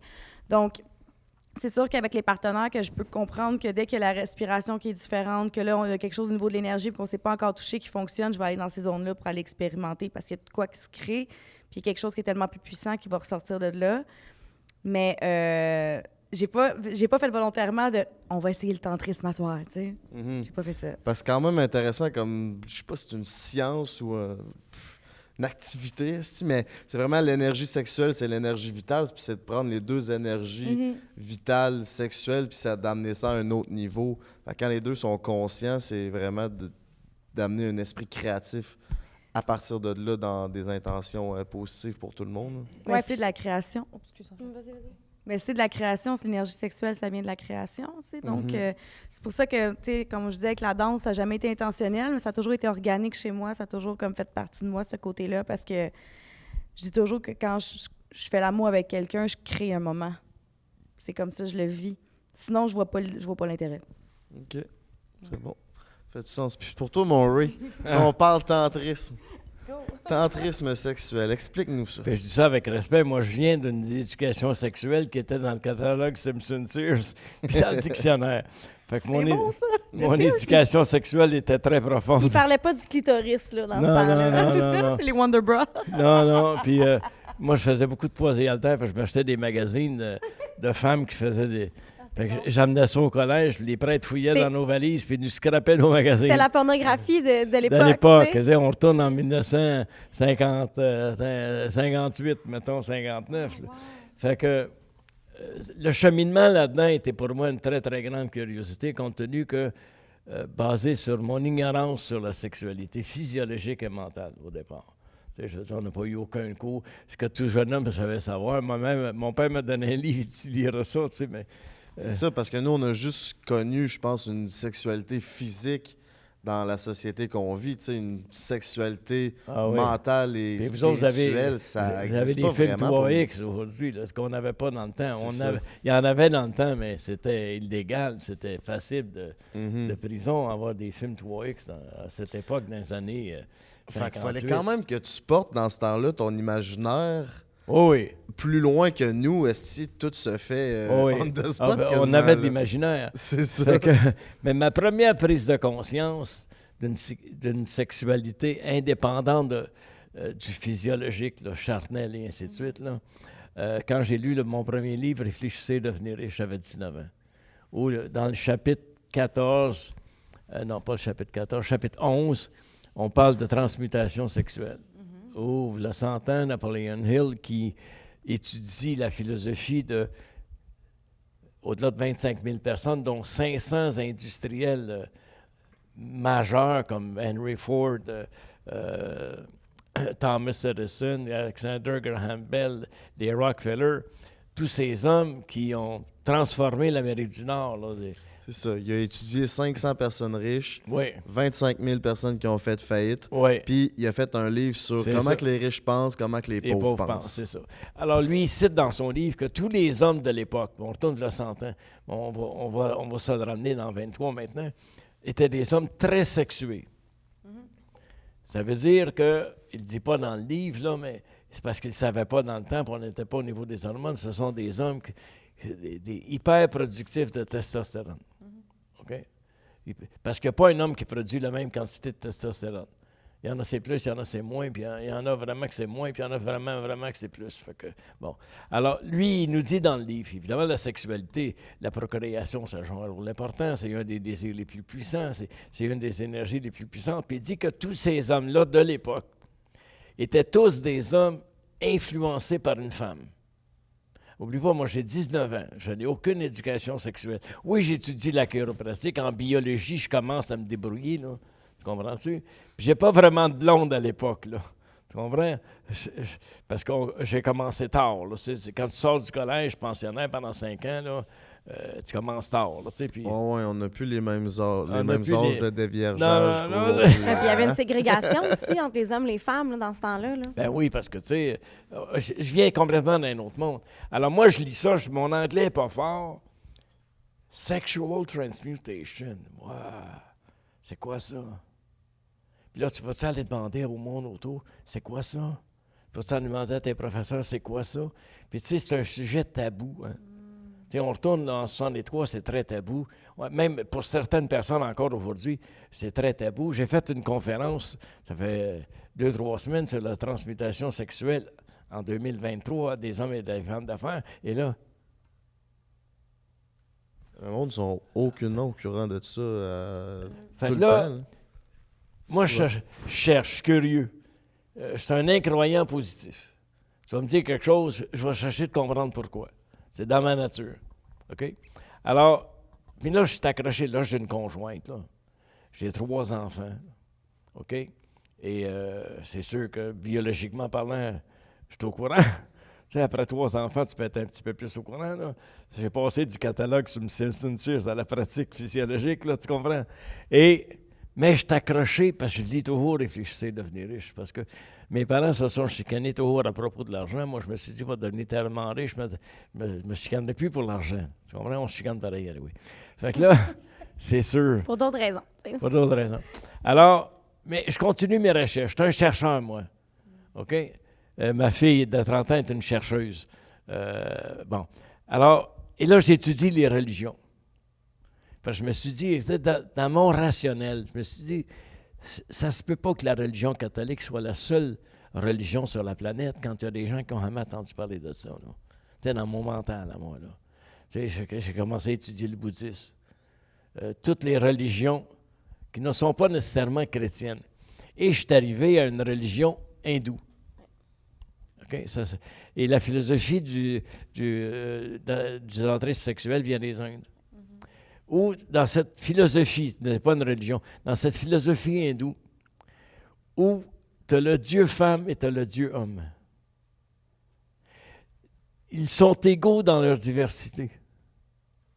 Tu ne peux pas avoir un homme Dieu si tu n'as pas une femme déesse. Tu ne peux pas avoir une femme déesse si tu n'as pas un homme Dieu. Donc, le Dieu et la déesse enfantent un autre Dieu ou une autre déesse. Mais dans la religion judéo-chrétienne, quand tu parles de la Sainte Trinité, que vous avez jamais entendu parler ou à peu près, il n'y avait pas de femme là-dedans. Il y avait l'image du Saint-Esprit qui était une grosse colombe. Alors, vu que l'univers, en physique quantique, il est parfait, c'est l'énergie. Alors, qu'est-ce qui nous distingue, nous, les hommes et les femmes, des animaux, chiens, chiennes et ainsi de suite? Certainement pas notre physiologie seulement, parce qu'il y a des animaux qui sont plus forts que nous autres. Ouais. Il y a des animaux qui sont quand même très instinctifs et intelligents. Il y a des animaux qui copulent puis ils font des bébés. Alors moi, je cherche. Et en 1973, j'ai trouvé ma réponse. Ça ne veut pas dire que c'est la réponse, mais j'ai trouvé ma réponse. Okay? Puis vu que je suis conférencier puis je parle au public, là, j'étais à Amos. Je suis à l'auditorium du Cégep à Amos, en 1973. Il y a 500-600 personnes dans la salle. Et vu que je suis un conférencier intellectuellement très bousculant, plein de respect pareil et d'amour, là, je demande au public de la salle, mesdames et messieurs, n'oubliez pas en 113, là, croyez-vous que Dieu est infiniment parfait? Alors je te pose la question, crois-tu que Dieu est infiniment parfait? Non, je pense pas. OK, parfait. Toi? Y a-t-il vraiment quelqu'un de parfait? OK. Mettons qu'on enlève le mot Dieu et on place l'univers. Est-ce que tu crois que l'univers est infiniment parfait? Moi, je demandais c'est quoi la définition de la perfection avant. OK. Le soleil est toujours à la même place, la lune est toujours à la même place. Tu as toujours la marée haute, tu as toujours la marée basse. C'est une structure biorythmique, rythmique, parfaite. Oui ou non? Oui. Parce que si tu n'as pas ça, là, tu vas te faire rôtir ou tu vas geler. Oui, ça, je suis d'accord. On est-tu d'accord avec ça? Ouais. Donc, disons que Dieu est un nom qu'on donne à un principe universel, à une énergie universelle, OK? Parce que Dieu, c'est péjoratif. Parce que si je te dis, décris-moi Dieu, tu vas me le décrire comment, toi? Moi, c'est une source d'énergie qui n'a pas d'identité OK. propre. Mais si tu demandes ça à ton grand-père, il va te le décrire comment? Un vieux monsieur avec une barbe qui est Mais est-ce qu'il y a la mère là-dedans? Elle n'est pas là, elle. C'est un bout qui est parti. Et c'est là le problème. OK. Alors, dans notre époque judéo-chrétienne, on avait un symbole qui est un triangle. OK? Dieu le Père, Dieu le Fils, Saint-Esprit, Amen. Saint-Esprit. Et le Saint-Esprit était symbolisé par quoi? La colombe. Une colombe. T'as aucune femme là-dedans, là? Hey, je veux juste en profiter pour dire à quel point, tu sais, le patriarcat puis la domination de l'homme sur la femme, tu sais, les gens qui me lancent des roches sur les réseaux parce que je dis qu'on vit dans un monde où il y a une domination de l'homme sur la femme. Je veux dire, la religion, ça fait tellement longtemps que ça existe, puis je veux dire, c'est tellement insidieux quand tu y penses. Ça a tellement été... Mais c'est l'ignorance, c'est la dominance totale sur les ignorants du peuple. C'est de l'induction lente. Ouais. On met ça un petit peu partout à grande. Fait que là, j'étais à Amos. Fait que là, les gens disent, à l'époque, en 113, oui, Dieu est infiniment parfait. Ah, je suis content de l'entendre. Alors, expliquez-moi pourquoi il a créé la femme. qu'il avait besoin d'elle. Là, il y a un silence, là. Pour faire le ménage? Oh, Ah Frank. non, c'est pas vrai, Mais il y je en a qui taquine, pensent. mesdames. Il y en a qui pensent. Ben non, mais c'est ça. Il y en a qui c'était- pensent ça dans la À cette salle, là. époque-là, en 73, c'est ça qu'ils 73. pensaient. Il y en a qui là. pensent ça dans la salle, là.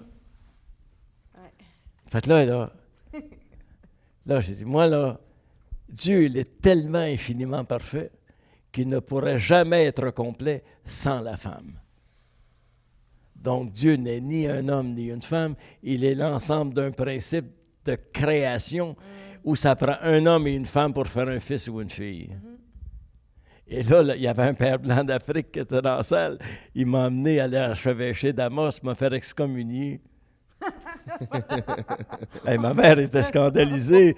Maman était scandalisée. Mais elle dit, maman, j'ai dit, let's go, excommuniez-moi. J'ai dit, moi, je n'ai aucun problème avec ça. Puis là, je leur explique ma théorie. J'ai dit, Dieu est un principe énergétique qui n'est pas ni un homme ni une femme, est un principe de vie, est un principe de création. OK, bon. Alors, on va rester au niveau du plancher des vaches, au niveau du principe biologique. OK? Il ne faut pas oublier que l'univers est parfait, là. On ne parle pas du gars à grande barbe blanche, là. Non, on parle d'univers qui est parfait. OK. Alors, chez un homme, on est plus. On a la semence. Ouais. Chez la femme, elle reçoit la semence et pendant 9 mois, elle va porter la semence. Donc, elle est un moins, Physiologiquement parlant. physiologiquement parlant. OK. Ça, c'est sur le plan animal. Ah, moi, j'ai un autre plan, là. Ça va On être bon avec toi, là. s'en vient, là, on s'en Ah, ouais, vient. là, OK. Ça, c'est sur le plan animal. Ouais. Donc, le gars, c'est un plus, la femme, c'est un moins. Mais ça, c'est sur le plan animal. Alors, vu que l'énergie et l'univers est parfait, qu'est-ce qui nous distingue de l'homme et de la femme? L'homme et la femme, de l'animal, le chien, la chienne, le bœuf, c'est quoi qui nous distingue? Mais techniquement, c'est la conscience, là. Notre âme, Oui, c'est ça. notre esprit. Mhm. Quelque chose qui... La pensée critique, quelque chose? c'est- Parce que l'âme... Parce que le chien, lui, là, il n'a jamais décidé d'aller sur la Lune, là. Non, mais ça, c'est le cortex. Mais nous autres, on est capable. Ouais. OK, bon. Alors, si l'univers, il est parfait, puis l'univers est créatif au niveau énergétique, et vu que l'univers, dans sa perfection, si l'homme est un plus physiologiquement, psychiquement, la femme, il faut qu'elle soit quoi? Un plus. Un plus. Un plus. Oui. Si elle est moins physiquement, l'homme, il faut qu'il soit quoi psychiquement? Moins. Moins. Un moins. Moins. Pour l'équilibre. Ce qui est plus dans l'homme est plus dans la femme, moins dans la femme, moins dans l'homme. Hormone mâle dans l'homme, hormone femme dans l'homme, hormone femelle dans la femme, hormone mâle. Et l'homme et la femme peuvent faire une fille et un fils. Un seul Dieu en 3 personnes n'a pas de place pour la fille, là. Alors, une femme qui n'est pas inséminée est stérile, oui ou non? Ça n'a pas de spermatozoïde. Elle ne peut pas faire de petits. On est-tu d'accord avec ça? Ouais. Fait que le gars, lui, il peut être sous. Ouais. Il peut violer. Il peut le faire par amour. Il peut être endormi. Mais d'abord qu'il donne sa semence, elle va le porter pendant 2 mois et ainsi de suite. On est d'accord avec ça. Ouais. Bon. Mais où est la stérilité de l'homme s'il n'est pas inspiré par l'âme de la femme?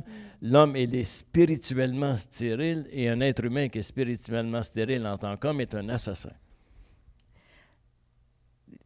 Oui. Moi, je fais un beau dessin pour expliquer ça à mes clients. C'est ça que je fais comme dessin. Je fais Alors, des bonhommes c'est un triangle. Ah, tu fais des triangles? Moi, je fais un des beaux triangle. bonhommes Un seul allumés. Dieu en 3 personnes. Dieu le Père, Dieu la Mère, Dieu le Fils et la Fille. Un plus, un moins, un plus, un moins.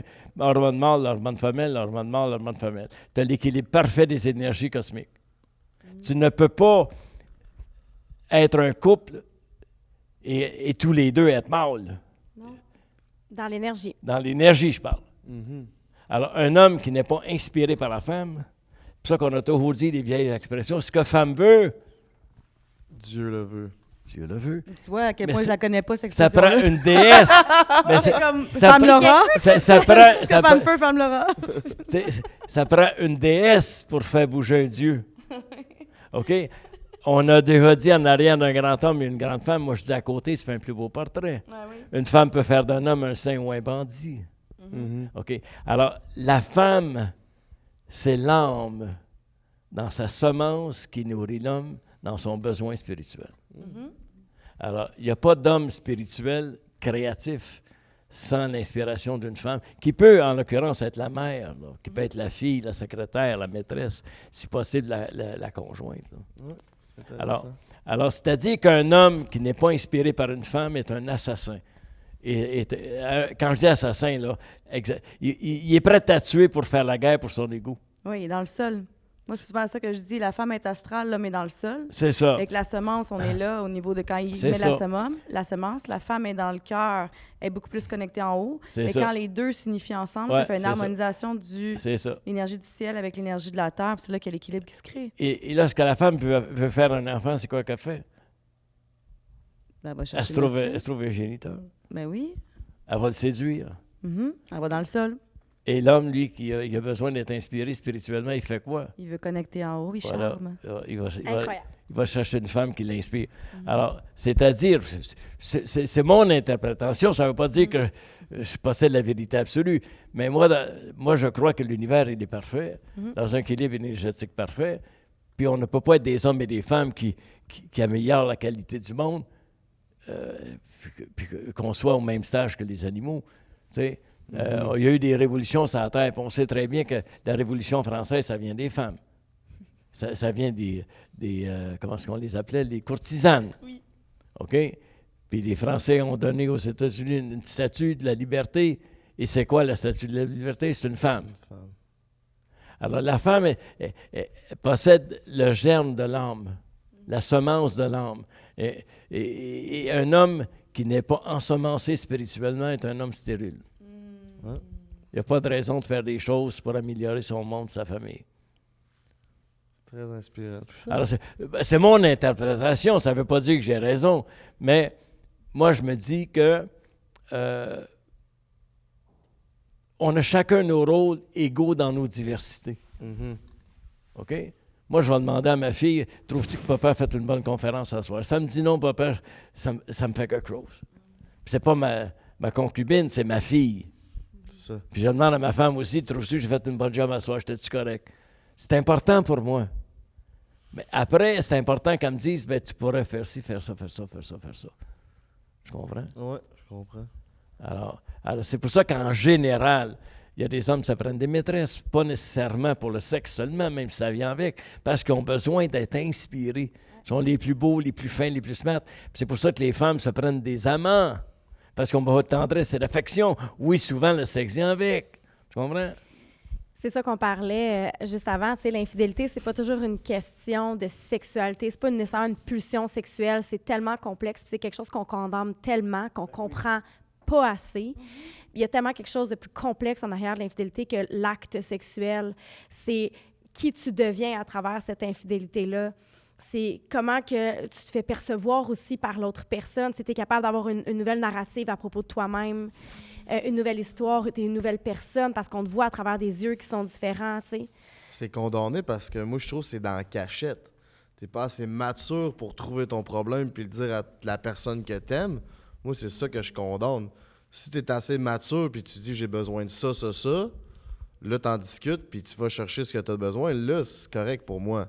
Mais de là, de le cacher, de tromper l'autre, c'est là que je trouve que c'est condamnable. En réalité, on se trompe soi-même, on ne trompe pas l'autre. On se trompe 100%. soi-même. Tu sais, il y a un autre aspect du tantrisme sexuel aussi, c'est que tu peux utiliser cette énergie-là pour propulser à deux tes rêves. Bon, je donne un exemple purement physiologique. Tu as une relation sexuelle. L'objectif, c'est quoi? Satisfaction personnelle des deux. On est d'accord avec ça? Très mécanique. La mécanique, l'explosion, OK? Bon, si tu prends cette explosion-là, qui est la fusion des deux énergies, l'homme et la femme, dans un objectif commun, tu prends cette énergie-là, puis tu la canalises dans cet objectif commun. En général, l'objectif commun est plus facile à réaliser. Évidemment, c'est une mécanique, c'est une préparation. Fait que tu as une mécanique binaire, tu as une mécanique physiologique, oui. Tu sais, je veux dire, où la fille est satisfaite, le gars est satisfait. Mais en plus, lorsque cette explosion arrive entre les deux, je canalise cette énergie-là comme un rayon laser pour nos rêves conjoints. Pour créer. Pour créer un rêve. Ça peut être acheter une maison, faire un voyage, C'est encore là, ça revient au côté physique puis psychique. Oui, Physique, c'est l'enfant. oui, Mais on peut transposer ça, le psychique, l'enfant devient comme le rêve ou le but Oui. à deux, tu sais. c'est ça. Fait que ça peut amener de quoi de gros C'est si ça. on compare ça à une personne, à un enfant. Dans Réfléchissez, devenir riche, dans les mémoires de Napoleon Hill, le livre, ça s'appelle Mastermind. C'est ces mémoires qui viennent juste d'être publiées parce que c'est trop marginal. OK? Elle raconte là-dedans que beaucoup de couples qui ont cette conscience-là, avant de prendre des décisions importantes, s'unissent physiologiquement et mentalement dans cette explosion pour donner à leur décision une pureté d'intention. Tu sais, tu parlais d'intention tout à l'heure. OK? Alors, il y en a des couples, puis Napoléon dit ça, dit, avant que le lendemain, ils prennent une décision, la veille, en pleine conscience, les deux s'unissent de corps et d'esprit et se servent, je me répète, de cette explosion-là pour purifier leur intention. C'est vraiment intéressant. Vous irez lire ça. Réfléchissez, devenir riche de Napoleon Hill. Pour moi, ça a été ma bible de mon développement personnel qu'on a fait avec moi puis Ray. Je voudrais juste changer de sujet. Un sujet qu'on entend souvent parler, Olénie, je pense, c'est vraiment dans ta branche. Puis il y a beaucoup de monde qui entend parler de ça, mais ils n'ont aucune crise d'idée c'est quoi. Les chakras. Oh, Seigneur. C'est quoi les chakras? Explique-nous c'est quoi les chakras. C'est quoi le move autour du fucking chakra? Les chakras, c'est des croisements de nadis qui créent des méridiens dans le corps, qui créent des croisements de méridiens. Des nadis, c'est des méridiens qui vont créer des vortex. Fait que les nadis, c'est les circuits énergétiques. Fait en acupuncture, je pense que Ray va avoir plus de notions que moi là-dessus, mais mettons justement yoga ou méditation, parce que je suis instructeur en méditation aussi. Il y a 365 méridiens. Moi, je me souviens plus des quantités. Pour Là, j'ai 365 jours. Il y a 7 chakras pour 7 jours de la semaine. Il y a tout le Toutes les vocabulaire. notes de musique, toutes les couleurs. Tout le vocabulaire, c'est ça, de l'acupuncture est relié à ce qu'on connaît déjà. C'est vraiment intéressant de voir ça. Donc, quand vas-y, ça excuse-moi, arrive, ton coup. mais non, c'est correct, ils sont alignés avec des glandes aussi, puis ça va être aligné. Fait que justement, il va avoir le côté comme énergétique, il va avoir le côté physiologique, puis après ça, moi, je crois que tout ce qui part après ça, quand le physiologique est activé, ça va ensuite au cognitif, ce qui va créer les comportements. Avec quand on arrive au niveau de la conscience de ce qui se passe énergétiquement dans notre corps avec ces croisements-là, qu'on est capable de gérer avec le corps, on va être capable de calibrer au niveau de l'énergie, qu'on va être capable d'équilibrer tout ça, puis que ça va aller aussi modifier le comportement, tu sais.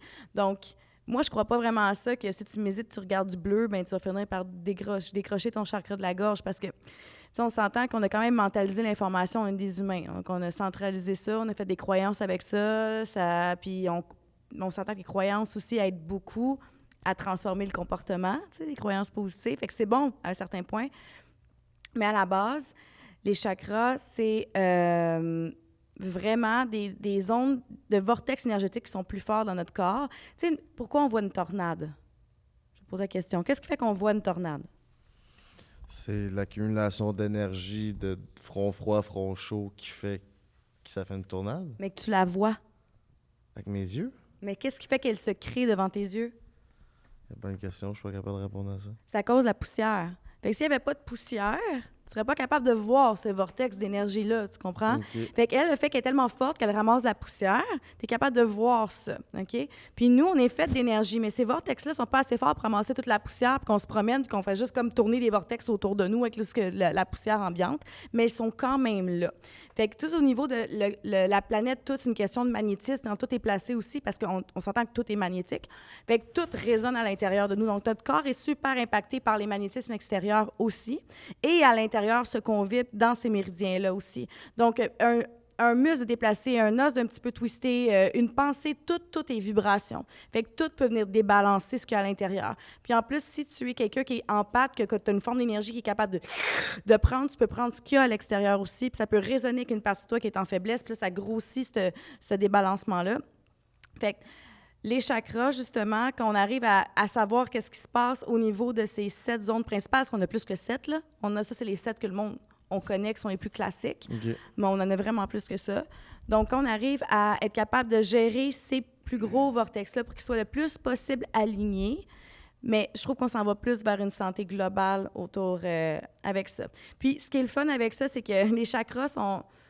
Moi, je fais de la PNL, fait qu'ils sont directement alignés avec les niveaux logiques de Robert Dilt en PNL. Tu sais, je veux dire, on arrive avec en PNL, comment ça fonctionne, c'est qu'on les place dans le corps.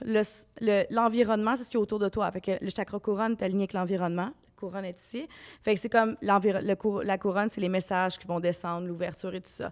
Ensuite de ça, le comportement est aligné avec le troisième œil. Fait que si on s'entend que le comportement, c'est ce qu'on fait, c'est nos actions et tout. Puis lorsqu'elles sont alignées au troisième œil, tu vois clair, tu t'en vas dans un comportement qui est plus cohérent. Les capacités, donc l'expression des capacités s'en va avec le chakra de la gorge, qui est l'expression de soi, fait que l'expression de tes forces. Ensuite de ça, les croyances s'en vont avec le chakra du cœur, fait que c'est ce que tu es vraiment. Après ça, les valeurs, ça va au niveau du plexus. Le plexus, c'est tout ce qui est ton vouloir, c'est tout ce qui est ta force de vivre. Fait que les valeurs, c'est ton moteur, c'est ton corps, c'est ce qui t'amène là. Ensuite, ça, l'identité il est au niveau du sacré. L'identité, c'est la création sexuelle. Tout ce qu'on est aussi, on est création, puis c'est nous, tu sais, finalement. C'est ce qu'on est. Puis le sens de notre vie, il est aligné avec la racine. La racine, c'est justement notre sens, c'est notre sécurité, c'est quoi qui nous ground, c'est quoi notre mission. Fait qu'ils sont déjà alignés avec les zones les niveaux logiques au niveau de la PNL, puis sont aussi alignés avec des organes qui fonctionnent en ce sens-là.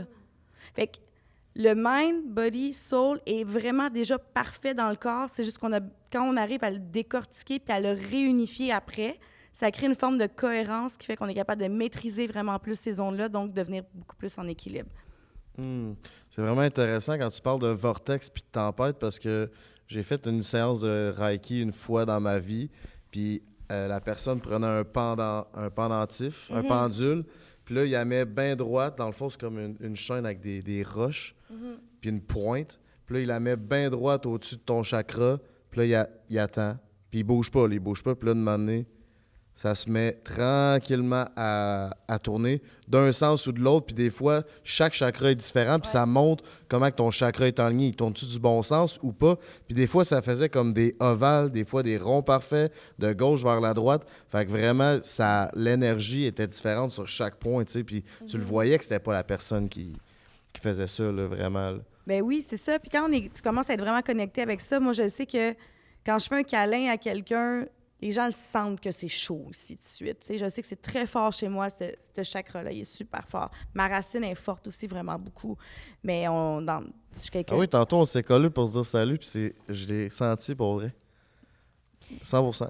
J'ai déjà fait aussi plusieurs séances de Reiki, de nettoyage énergétique. Puis la personne qui m'avait fait le nettoyage m'avait dit que si des fois tu sens qu'il y a un chakra qui est débalancé, tu peux toi-même, tu peux aller y donner, juste aller le toucher pour dire comme « Hey, active-toi, je sais que tu as besoin d'être actif présentement », donc de juste aller toucher aux endroits différents pour... On peut tout faire par soi-même, on peut s'auto-guérir, on est capable de le faire. On a vraiment tous les outils à l'intérieur de nous pour être capable de se transformer puis de s'auto-guérir avec le temps. C'est plus long. Oui, vas-y, continue après. C'est un peu plus long parce qu'on a besoin d'aller chercher des forces internes, puis on a besoin d'énormément de patience.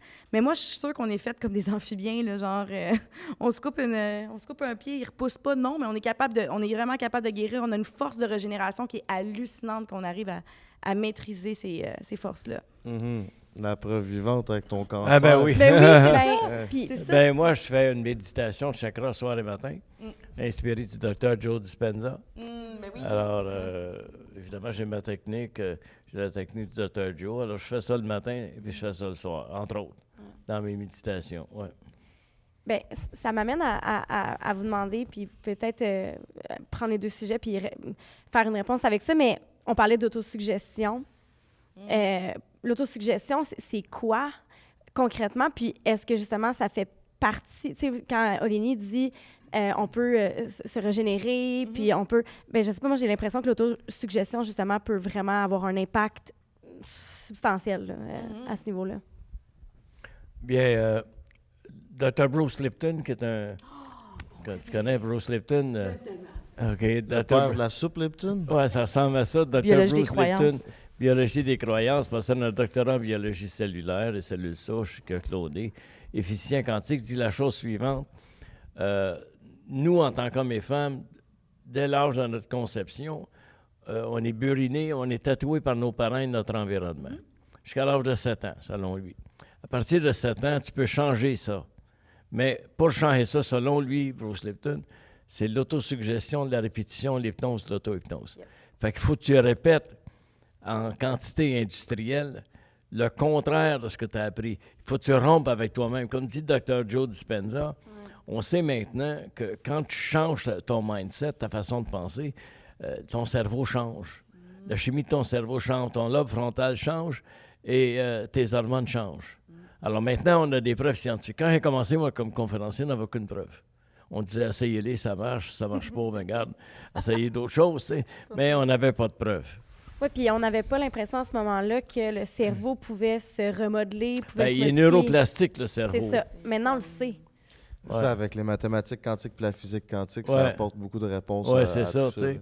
Et c'est ça qui est le fun. Fait que quand moi, je donne des références, ben, je vais donner des références crédibles. Je dis, mais croyez-moi pas, allez voir. C'est ça qui est beau, tu sais. On parle souvent de spiritualité puis de développement personnel, puis le monde, c'est rien que du vent. Mais aujourd'hui, il y a une science autour de ça, fait que les sceptiques seront confondus. esti. Ben Puis oui. Bruce Lipton, là, non, mais c'est un must. Là. Juste retenir le nom, là, moi, je trouve qu'il est exceptionnel. Puis justement, on parlait de vortex tantôt, mais tu sais, la métaphore de la tornade, ça vient de son livre The Honeymoon Effect, là, ce qui expliquait comment, justement, avec les croyances... Honeymoon Effect, c'est Ouais, c'est tellement bon. Il expliquait comment, au niveau des croyances, justement, comment qu'on peut scraper une vie de couple, comment qu'on peut, justement, recréer un honeymoon effect tout le temps, tu sais.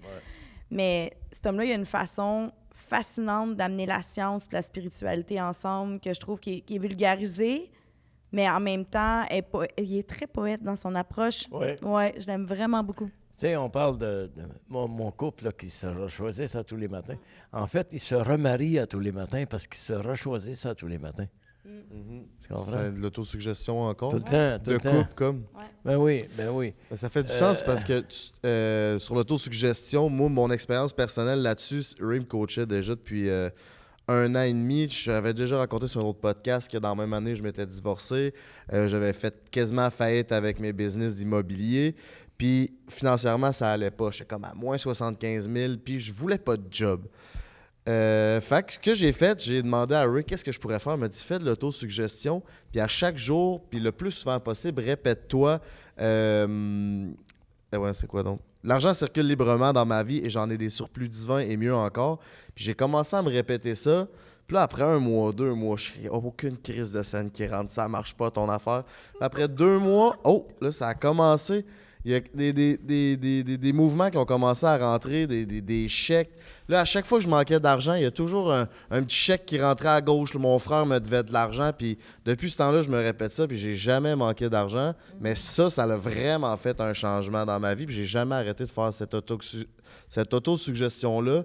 Puis je suis pas pratiquant comme religieusement. Là. Je le fais, je chauffe, je le fais de temps en temps. Tu sais, lui, il l'écrit à tous les jours. Il pratique beaucoup plus que moi. Moi, je le fais vraiment un peu à la botche, puis ça marche. Tu sais, je vais te dire respectueusement, Francis, que je n'ai pas toujours été si fidèle à ça dans le passé, parce que moi, je me disais, je l'ai fait, c'est correct, c'est fait. Mais, tu sais, soyons réalistes, là. Que ça soit le 1er janvier ou le 25 décembre, moi, je me lave les dents, là, je ne sais pas si tu comprends, là. Puis je prends ma douche, là. C'est pas parce que c'est Noël que je prends pas ma douche, là. Alors, l'autosuggestion, le mindset, c'est un engagement quotidien. Clairement, c'est une hygiène psychologique. C'est une hygiène émotive quotidienne. Aussi, ouais. Tu comprends? Alors, c'était long avant que je comprenne ça. Parce que je me suis dit, mais là, je suis bon pour un bout, là. C'est pas vrai. Pas vrai. Tu sais, les grands athlètes, tu sais, tu étais dans la danse professionnelle. À tous les matins, il faut que tu te parles. À tous les matins. Tu choisis à tous les matins. À tous les matins, tu te choisis. Tu sais, ton corps te fait mal, puis tu dis, non, regarde, tu vas passer à travers, let's go. Tu sais? C'est ça, dans le fond. Tu sais, quand j'étais à l'hôpital, entre la vie et la mort, tu sais, entre les médicaments, puis ça fait pas longtemps, là, en 2020. Puis je fais à tous les jours, ça va de mieux en mieux sur tous les plans, à tous les niveaux. Ça vient des mille couilles, le français. Fait que les médecins arrivaient le matin, mon chirurgien. « How are you, Mr. Vincent? » This morning. « Better and better, doctor. Better than yesterday. » Ils me regardaient, ils ont dit « Les médicaments fonctionnent. » Mais les médicaments... Fait que là, tu sais... Toujours dans l'autosuggestion, même si tu étais sur le bord de écoute, en couche...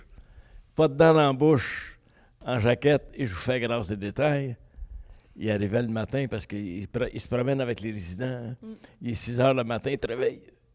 Prise de sang. How are you, Mr. Vincent? Better and better, doctor. Thanks for saving my life. Merci de m'avoir sauvé la vie. Fait que là, il me faisait un beau grand sourire. Les médicaments fonctionnent, il est correct un matin. Mais ce qu'ils ne savent pas, eux autres, c'est que j'avais la lucidité de le dire. Oui, les médicaments aidaient parce que je souffrais moins. Mais il y a juste une journée que je voulais mourir parce que je souffrais trop. Juste une. Là, dans ma tête, je disais, piquez-moi, là, je n'ai assez. Là. Puis quand j'ai demandé la piqûre en dedans de moi, je n'ai pas demandé ça verbalement, il s'est fait comme une lumière là, en dedans de moi. Puis, je savais que je m'en sortirais. Mais il y a des périodes, là, des cauchemars monstrueux. Là. Mais à chaque fois que j'étais en période de lucidité, mon corps se renforce, mon corps se régénère, mon système immunitaire se régénère. Ma femme partait le soin, puis je faisais...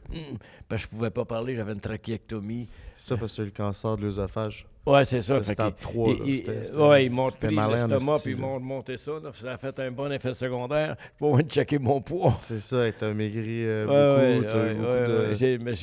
J'ai toujours eu le défi de contrôler mon poids toute ma vie. Puis dans cette épreuve-là entre la vie et la mort, nous trois, on est jeunes, je pense pas qu'en tout cas, pas de ce que je connaisse, on a eu à vivre ça. Comment tu peux dire que ta gestion émotive a eu un impact dans cette épreuve-là? Mais moi, je pense sincèrement que ça a fait une différence. Évidemment, je remercie mon docteur, mes docteurs, l'hôpital, les infirmiers, les infirmières, ma femme, ma famille. C'est sûr que ça a été une aide extraordinaire. Mais à part que la journée où je souffrais trop, là, pour moi, là, j'étais sûr que je m'en sortirais. Puis quand je me disais, je vais m'en sortir, là, je vais finir ma vie comment? Parce qu'oublie pas, tu as de l'ego, là. Mais ton ego est réduit à l'impuissance totale. Tu es complètement 100% dépendant. Là. Tu te chies dessus, là. Oui. En quantité industrielle, là. En quantité industrielle, là. Puis toi qui te laves, t'es pas capable. OK? Même j'ai demandé à ma femme, je dis respectueusement, tu pourrais-tu me laver à la place des infirmières, des infirmiers? Ça me ferait tellement mieux pour moi, là. Fait que, t'es dans une impuissance dans ton ego. Mais j'avais toujours cet élément de gratitude, de conscience. Tu sais, les gars, les filles venaient me laver, là. Merci, je l'apprécie, je suis désolé. Monsieur Vincent, on est là ici, on est correct pour ça. Mais j'avais toujours cette essence de gratitude. Parce qu'il fallait que je passe par là, je voulais m'en sortir. Je sais pas si tu comprends. Clairement. Ben oui. Alors, fait que j'ai développé, même si je l'avais déjà, énormément de conscience de gratitude. Peu importe ce qui me restait. Gratitude d'avoir ma couche, gratitude d'avoir le personnel. Mes solutés, gratitude d'être gavé. J'ai été gavé pendant 1 mois et demi de temps. J'ai été 2 mois sans prendre une goutte d'eau parce que mes poumons se sont effondrés, à part de tous les cauchemars. Alors, j'avais de la gratitude constamment. J'étais conscient de mon impuissance, mais avoir de la gratitude pour le support que j'avais. C'est ça, ton corps était peut-être plus là pour gérer le truc, mais ta tête était encore là. Je me souviens un matin, il y a une infirmière qui vient me prendre des prises de sang. Il y a différentes infirmières. Il y en a qui me pognent la veine, bing, ça marche tout de suite. Mais elle était là, puis elle était là. Elle avait de la misère à pogner ma veine. T'sais. Fait qu'elle dit, Monsieur Vincent, je m'excuse, je suis pas capable. Je dis, je vous remercie pareil, madame, de votre patience. Elle avait hâte qu'elle quitte en tabardouche. Mais j'ai dit, si je l'envoie promener, elle a fait son baisse. Ben non. Elle a fait son baisse. Puis oui. Prenez votre temps. Elle dit, je vais vous envoyer quelqu'un d'autre. L'autre arrive, elle me pique, boum. Mais elle m'a planté l'aiguille 20 fois dans le bras, là. Puis tu sais, t'as plus de bras, là. Non. Tu sais, les veines, ils sont fuyantes, là.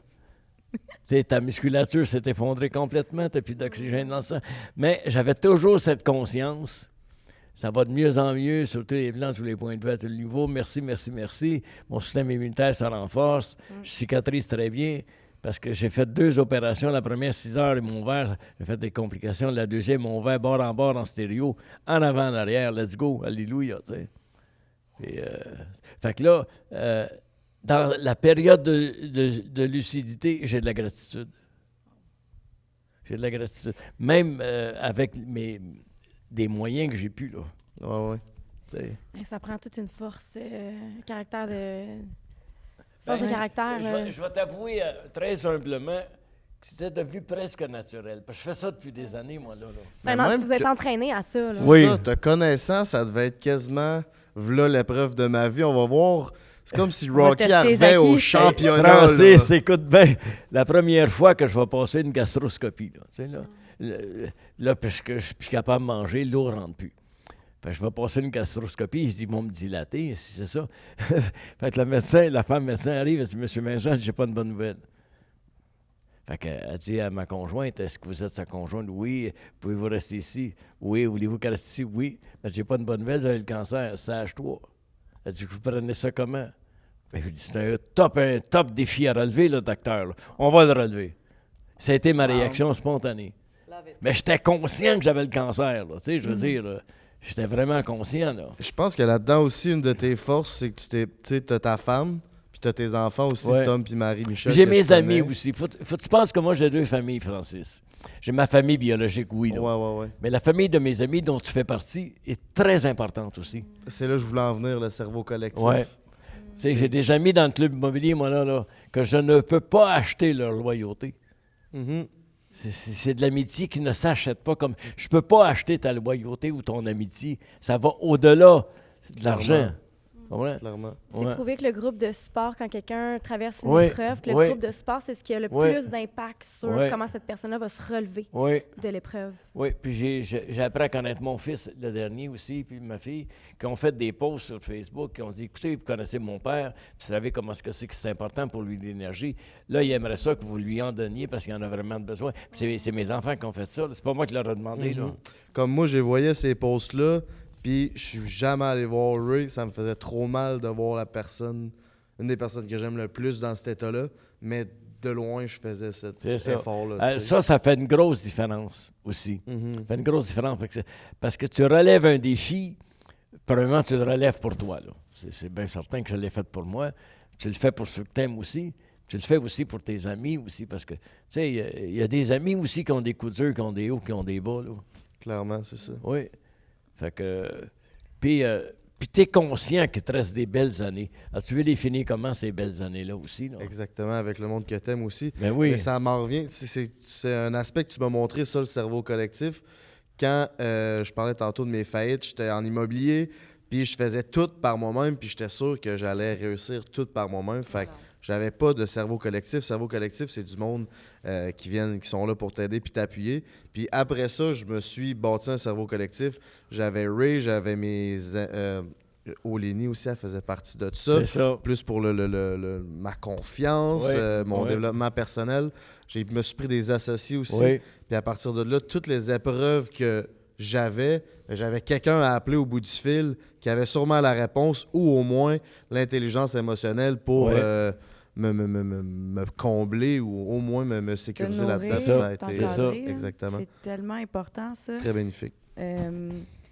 Moi, j'ai vécu la force de ça parce que tu sais, moi, j'ai eu une entreprise super jeune. Mhm. Donc, tu montes ça à 18 ans, tu veux être tout seul. Tu sais, au début, c'est vraiment égotique, puis c'est normal. Là, tu sais, je veux dire, tu es tout seul là-dedans. Puis c'est avec la force de l'équipe tu sais, que je suis tombée après une séparation difficile. Moi, j'étais anorexique 20 ans. L'année passée, j'ai eu un diagnostic de CPTSD parce que il y a quelque chose qui s'est passé dans mon cerveau. J'ai vécu une expérience qui est comme traumatisée. Tous les traumas ils ont popé. Puis on a su que ça faisait comme 15 ans que je suis en hypervigilance quand je dormais. Fait que je dormais sûrement jamais comme faut, Ok. tu sais, depuis à peu près 15 ans. Fait que je suis tombée dans un genre de creux épouvantable aussi. Que moi, j'ai pris les écrits de Dr. Amen, puis le psychiatre, qui disait, justement, en autosuggestion, il dit, le matin, tu te dis, c'est une bonne journée pour passer une bonne journée. J'étais à terre, mon cerveau fonctionnait plus, j'étais en choc post-traumatique tout le temps, puis j'étais comme, une bonne journée, passer une bonne journée. C'est ça. Puis j'avais mon collectif qui était là, tu sais. Ma gang, c'est des petits messages par-ci. Ils prenaient ça en charge. Ils méditaient, ils m'envoyaient de l'énergie. Personne n'est en harcèlement de genre, ça va-tu, t'es-tu correct? Personne, non, mais c'est juste de savoir que j'avais ce support-là, qu'il y avait quelqu'un qui gérait mes enfants, qu'il y avait quelqu'un qui gérait ma business, que même mes clients en PNL étaient comme, hey, tu prends soin de nous, là, prends soin de toi. Parce que moi, Ben j'étais oui, comme, c'est ça. mon cerveau vient de lâcher. Tu sais, j'avais bien de la misère avec ça. Mais la force du collectif, plus l'autosuggestion, ça a fait en sorte que je suis sortie de ça sans médication. J'ai pas pris de médication chimique parce qu'ils m'en ont donné une. Puis, j'ai beaucoup de sérotonine. J'ai fait une surdose de sérotonine en 5 jours. OK. J'ai failli faire une hypomanie. Puis c'est moi-même qui l'ai arrêté, puis j'ai comme fait « Oh! » Je me suis détox parce que là, j'étais crinquée noire, j'aurais pu monter le Centre Bell avec un antidépresseur. Fait que j'ai tout géré avec des protocoles naturels en faisant des recherches au complet de comment le cerveau fonctionnait, comment le système nerveux, le ci, le ça, par rapport aux organes, après ça, au niveau de l'autosuggestion aussi. Puis le support collectif. Fait que, tu sais, tout ce que, circle back sur tout ce que tu viens de dire, plus le support collectif, on crée des magies, là. C'est ça. Puis, tu sais, je voudrais rajouter quelque chose. Tu sais, dans le cerveau collectif, dans Napoleon Hill, tu as 2 sortes de cerveau collectif. Tu as le cerveau collectif physiologique, mettons, où toi, tu es ton coach, vous êtes, tu sais, c'est physique, puis tout ça. Puis tu as le cerveau collectif psychique aussi, ça s'appelle du channeling. Ouais. Dans le 6e sens, Napoleon Hill, qui était le premier de tous les auteurs à parler de se bâtir un cerveau collectif psychique, on appelle ça du channeling aujourd'hui, où il s'adresse, mettons, à Henry Ford, puis il dit à M. Ford, s'il vous plaît, j'aimerais acquérir votre patience, votre détermination, votre pouvoir décisionnel, OK? Monsieur Thomas Edison, je voudrais acquérir telle affaire, telle qualité de vous. Alors, c'est une forme d'autosuggestion quantique. C'est sûr que moi, je pratique beaucoup ça. Là, ça se parle un petit peu plus avec les enseignements d'Abraham maintenant. Moi, je fais du channeling depuis 1976, enseigné par le Dr. Murphy, mais toujours dans l'anonymat comme principe, parce que c'est marginal au bout, là. Moi, pour les jeunes, je dis en enseignement, là, je leur dis que c'est se connecter au iCloud. C'est ça, Connectez-vous au iCloud. Mettons, tu veux acquérir plus de sagesse, plus de force. Connecte-toi au iCloud de toutes les femmes que tu connais qui sont fierce. Comment est-ce qu'elle s'appelle? Oprah Winfrey, qui est une femme absolument extraordinaire.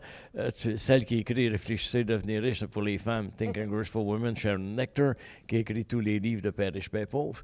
Alors, moi, je ne pratique présentement, compte tenu des engagements que je fais comme conférencier, énormément de channeling. C'est très puissant tout ça, mes chers amis. Ça fait déjà un bon temps qu'on roule. Je pense qu'on pourrait vous recevoir indépendamment dans d'autres circonstances bientôt sur le podcast parce que... Très honoré, mon chum. Vraiment, là. Merci. Moi, vraiment honoré d'être très avec honoré. cet homme. Là. Je suis comme, et avec cette femme et cette femme et avec Francis. Là. Oui. Merci. Rempli d'amour. Laissez-moi savoir aussi qu'on peut vous retrouver ces réseaux de l'au-delà. On se connecte au iCloud. Puis Instagram, Oligny Pelletier Coach, plus efficace, sinon olignypelletier.com. Le nom de tes podcasts, le nom de ton école de danse. Ah, vas-y. t'es cute! Marketing. Oh, good. Fait que j'ai un podcast personnel, c'est Rise Above, que là, c'est des petites capsules d'à peu près 15 à 20 minutes de développement personnel où je vulgarise des choses qui sont techniquement compliquées. Fait que je parle de spiritualité, de croissance, d'un peu de tout. Puis Home, avec Michael Beauséjour, qui est un podcast sur l'énergie féminine et masculine qu'on porte tous à l'intérieur de soi. Et mon école de danse, c'est le studio de danse hypnose. À Saint-Hyacinthe. Yes. Le plancher des vaches est là-bas à Saint-Hyacinthe. Puis toi, mon beau Ray. rayvincent.com, ça c'est mon site web.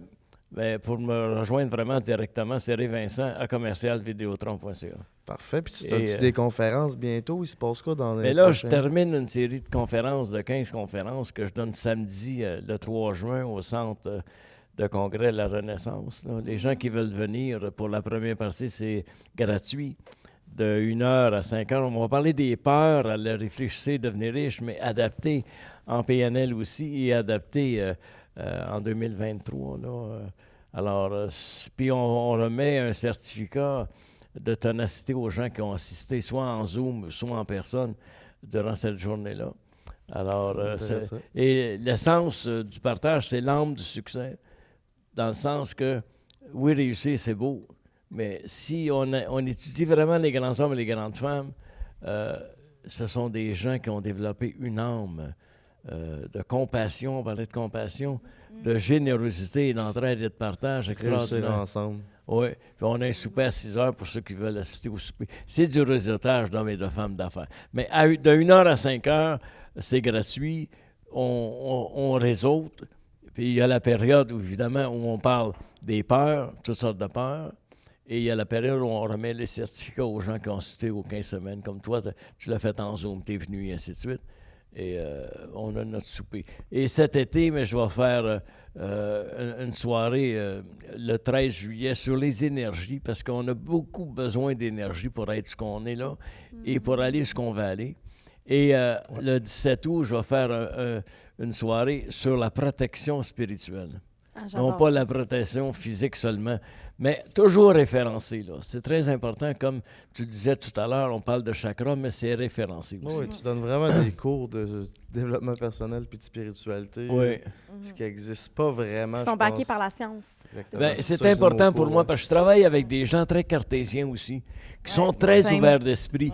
Et je ne veux jamais insulter leur intelligence. Pour moi, c'est bien important. Moi, je me dis toujours que si mon client en construction comprend ce que je dis puis trouve ça cohérent, l'homme d'affaires que genre millionnaire, milliardaire, là, je suis comme OK, I'm good. C'est lui, je veux convaincre. C'est ça.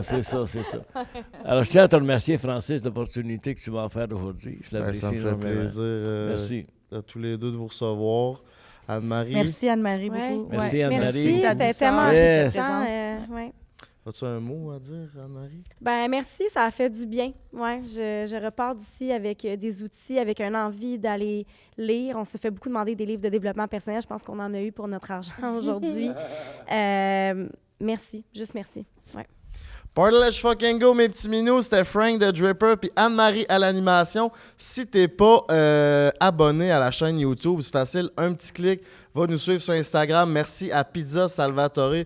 Le code promo, elle et lui, 15 à 15% de rabais sur tout. Va te gâter, c'est délicieusement cochon. On se dit à une prochaine pour un Entre elle et lui.